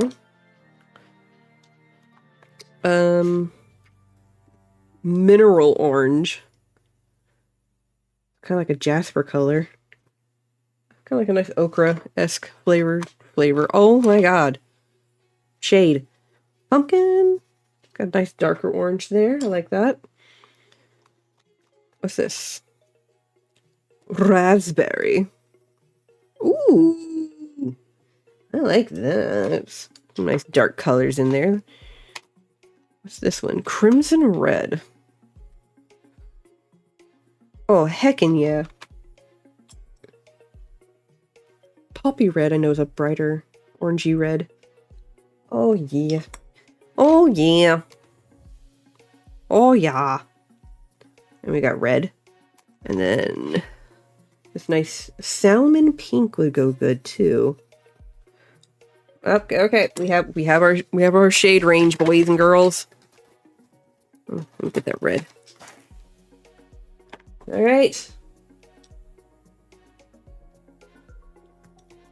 We have our shade range. Should I do like lighter on the outside, darker on the inside, or should I do dark outside, light inside?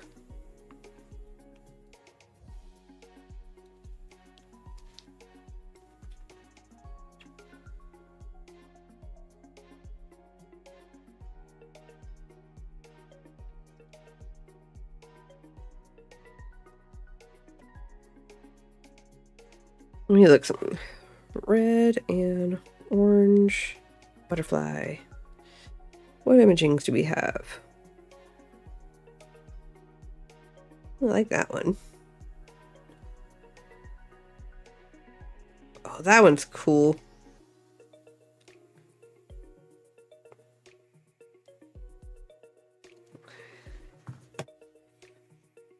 All right.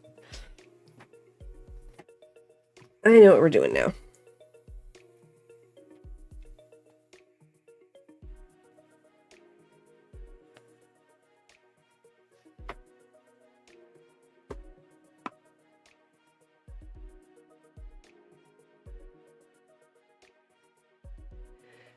But yeah. What else are we gonna randomly go on about?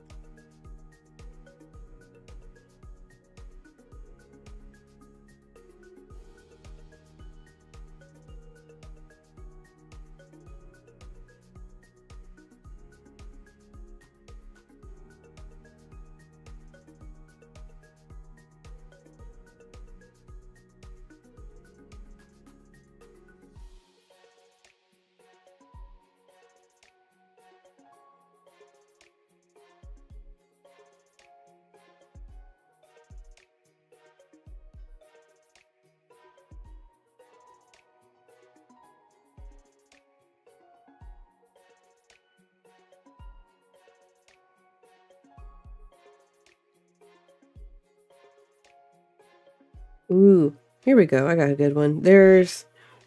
Recently I came across TikTok, and she's either a collector or she's a historic paint person. I don't know what her thing is, but she likes to collect collects historical paints or older paints. And apparently she recently came across a collection that she was given or she bought that had a shade of paint that was actually deadly, and it was because of the type of material or minerals that they used to create said paint.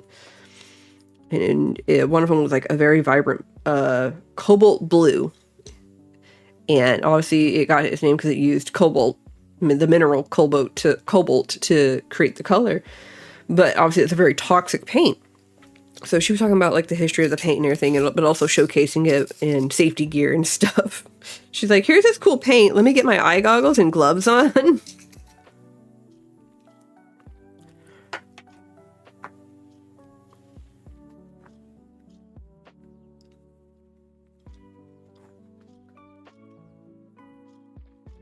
And then, of course, there's another historic color that I'm aware of that is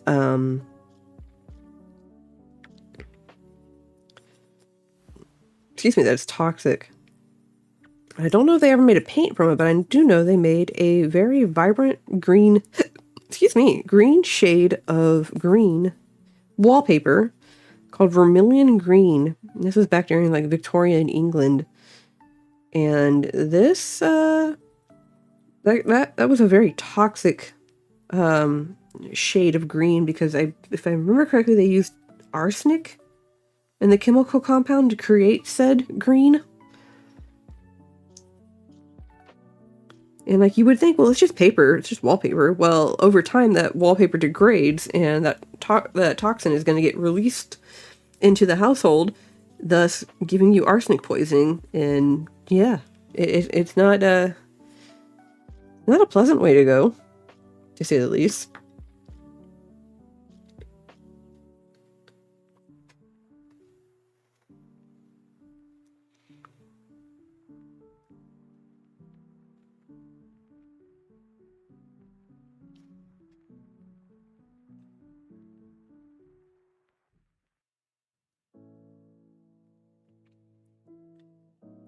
Like, I'm pretty sure there's a story that was written called The Yellow Wallpaper that kind of like, it talks mostly with like the psychosis of being like postpartum depression, but also like, I'm pretty sure the wallpaper had something to do with like her going crazy.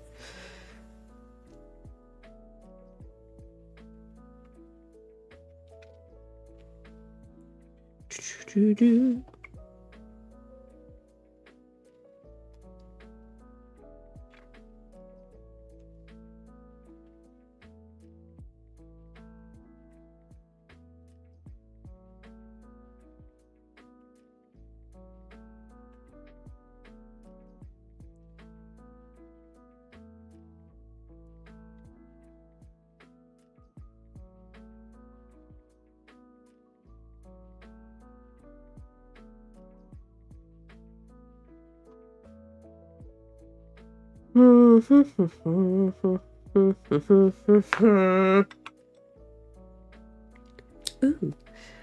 some lemon yellow.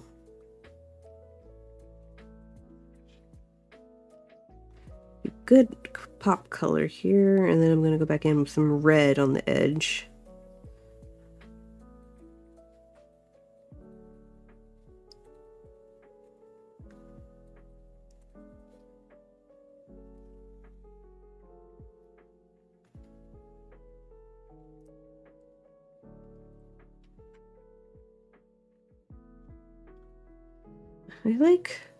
I enjoy coloring because I like being able to blend the colors and see what I can get them to turn out to be. Like, I can do it digitally. Digitally is easier because like it's taken a lot of the hard work out for you, but like doing it by hand with like color pencils and stuff is tricky.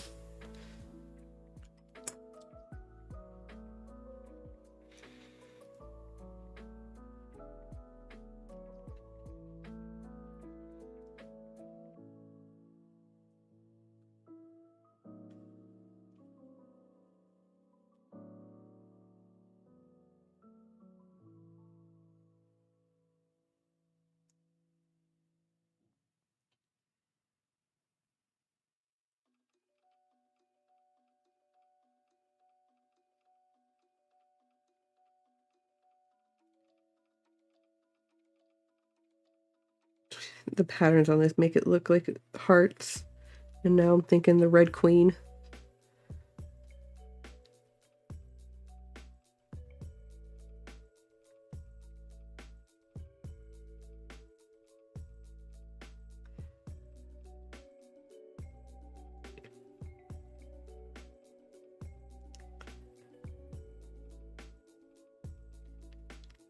Which, I mean, don't get me wrong, I'm still going to put some red into this. Let's see here.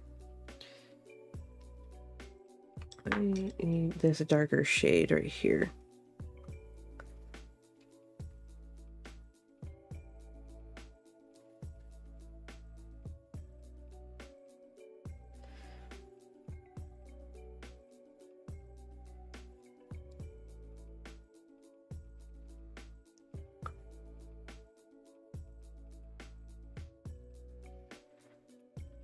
Yeah, boy, like that.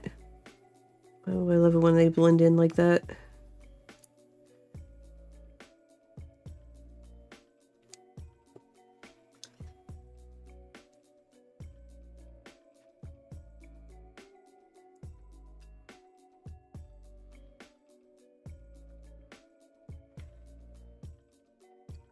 And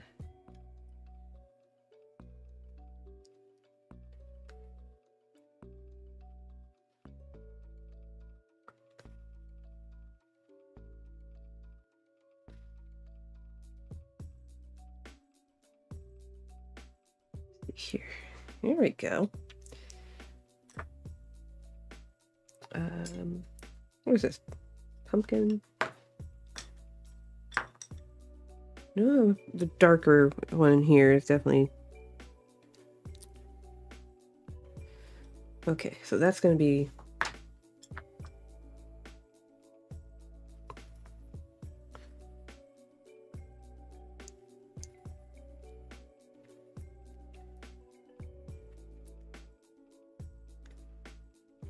Ooh, look how nice that goes down.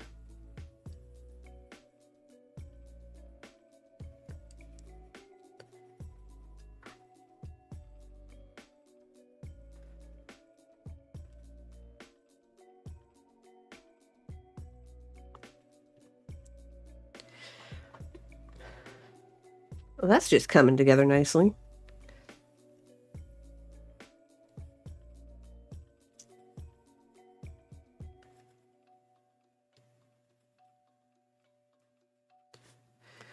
This goes down smooth.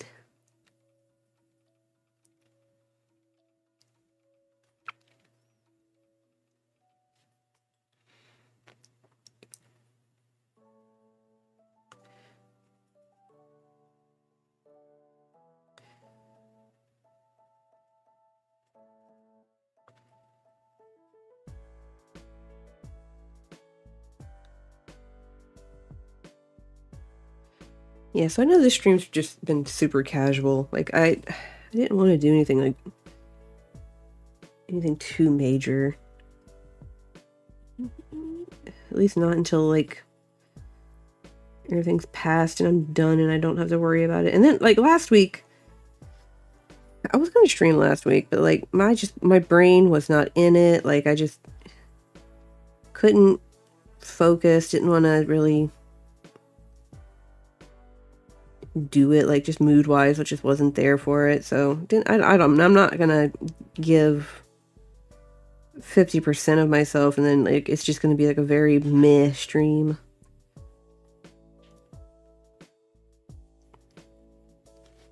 So I figured, let me just take a break and just chill. Mind you, also, like, this is a hobby for me. I don't really make anything from this. It's just strictly because I can. Because it's just the thing to do. I don't see myself ever becoming a major influencer.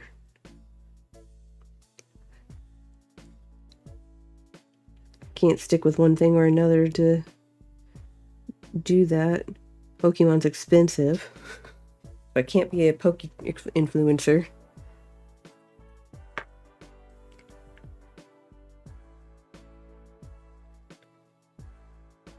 I don't have the funds to go and travel, so I can't be a travel vlogger.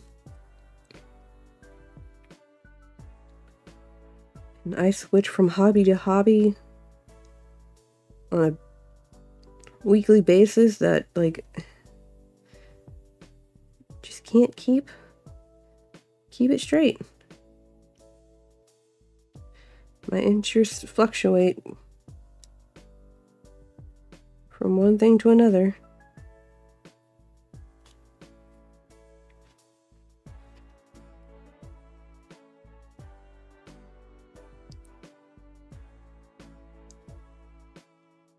Is it an undiagnosed thing that I have? Probably. Is it enough that I'm probably gonna go get diagnosed for it? No. Not unless it becomes an actual problem. Which it has not.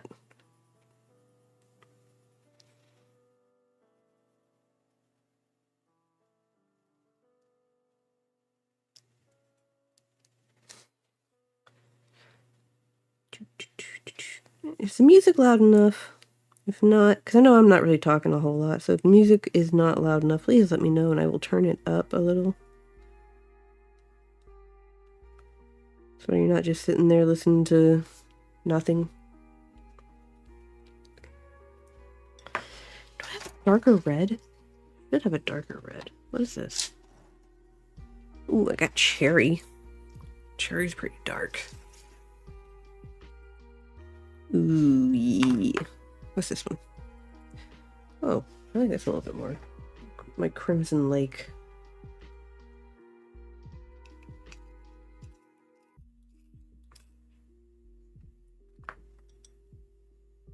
Scarlet Lake.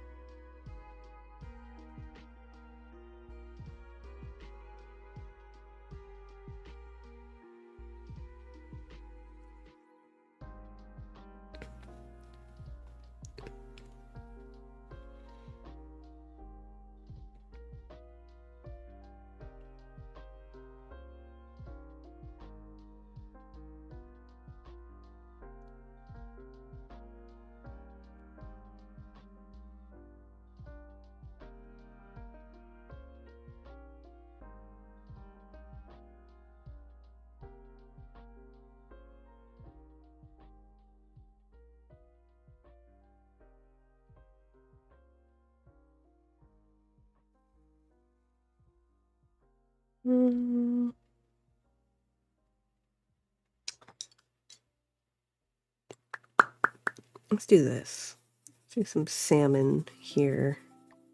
And I'll go back in with a darker color for some shading on that area. Because like, I don't want to make it like super dark in certain areas. Because I feel like you lose certain details when you make it too dark in areas. Alright, so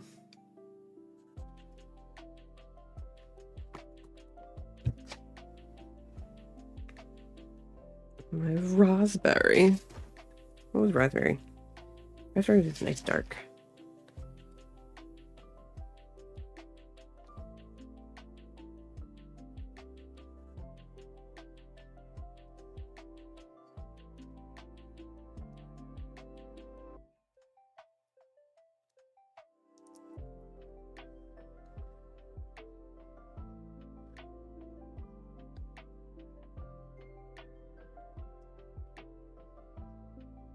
Zip in there.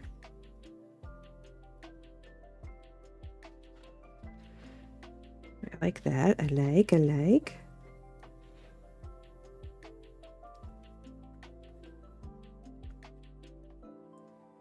There's a part in this music that is currently going. I don't know if you can hear it. It sounds like the waiting music, like that when you're listening to when you're on hold on a phone. The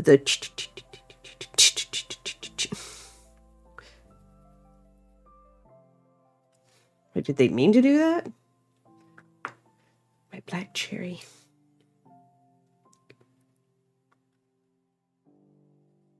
I want this just a little sharper.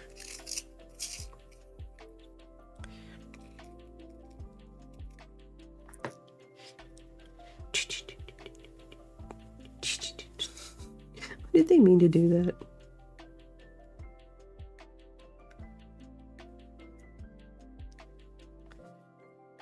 Yeah, black cherry around the edges here.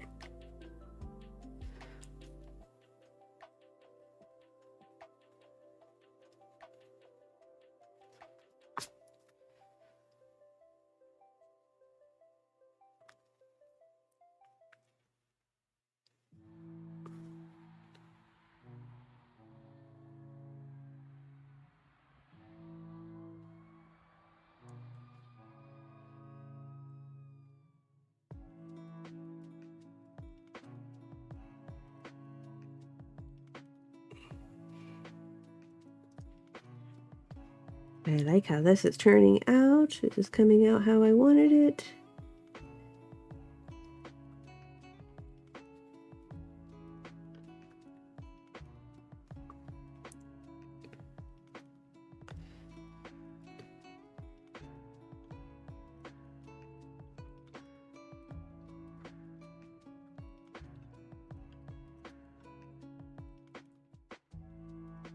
I'm gonna grab a few more shades and darken up some other areas here.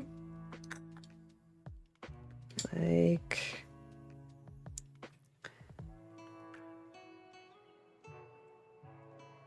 these hearts.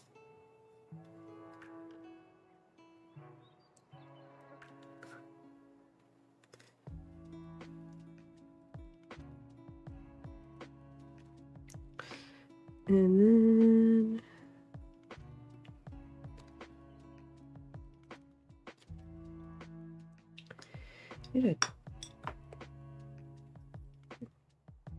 let's see here.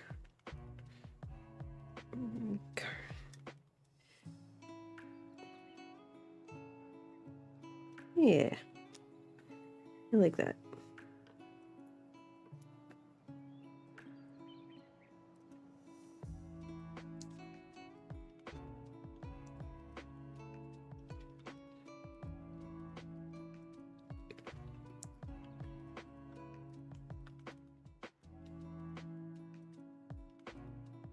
Try and make sure that some of these aren't that flat color.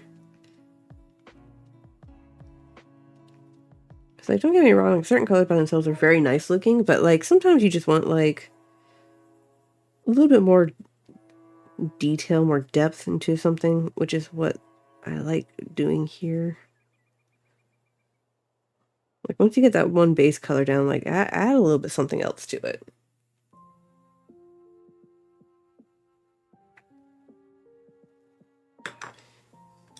It's like...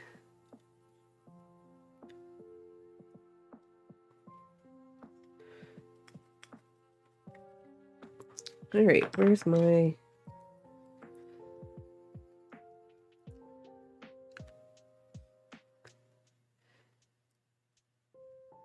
we go.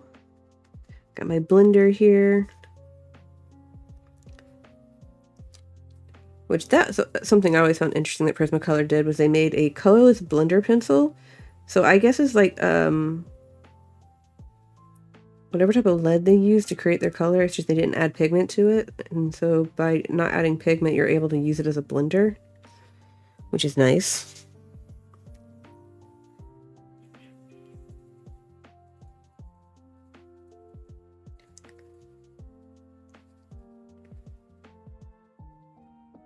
How truly effective it is as a blender, I'm not entirely sure.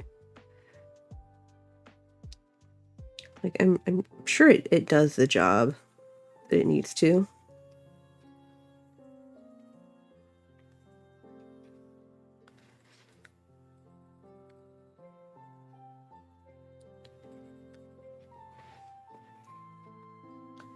There we go. I know it looks like super bright down here,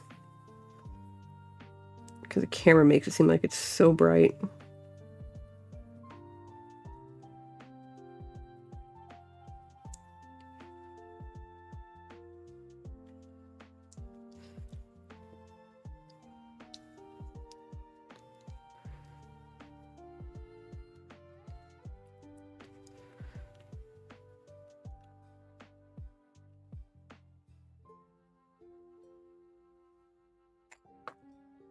Alright, so those are our butterflies.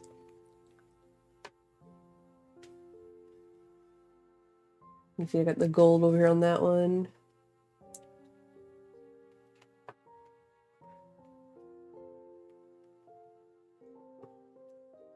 We got our nice blue and our purple, gold, orange one here. Those came out pretty well. I like that. Well, that was an interesting session.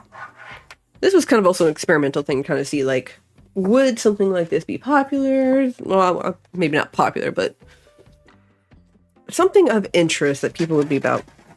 I think next time what I'll do is, if I do something like this, is try and focus something more on probably more on, I think here, like, actually come up with a what you call it, an actual research plan, rather than just like, here's a random thing about history, here you go. Like, actually have like a subject planned ahead and like talk about that. Problem is though, I'm really bad at like focusing on one thing and talking about another thing. Like, I try, I really do.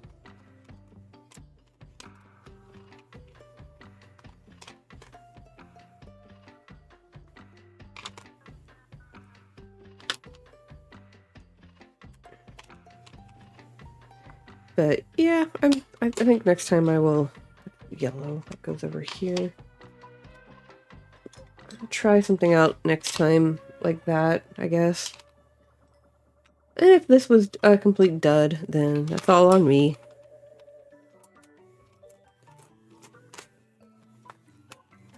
I low-key might organize these after this. I think I will. Just for the fun of it, because I'm just like, hey. Taste the rainbow. But yeah. So that was interesting. I hope y'all enjoyed that. That was, coloring and doing history.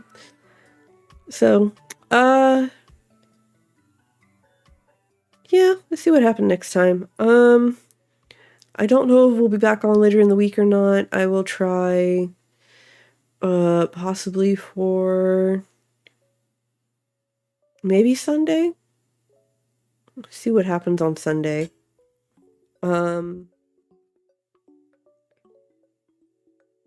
Depending on how I feel on Sunday, because usually Sundays are our lazy Sundays, and I don't want to do a whole lot those days. So yeah, we'll try that. See what we do. If we do go on, it'll probably be Baldur's Gate. If not, then I'll try something else. Maybe the taiko drum game without the drum, but just with the controller, just to kind of get a feel for the game. But yeah, thank y'all again for joining in. Thank y'all. I hope to see y'all again whenever I finally get around to actually getting on again. And yeah, y'all have a good one. Be nice to each other. Have a great weekend. And as always, stay nerdy, y'all.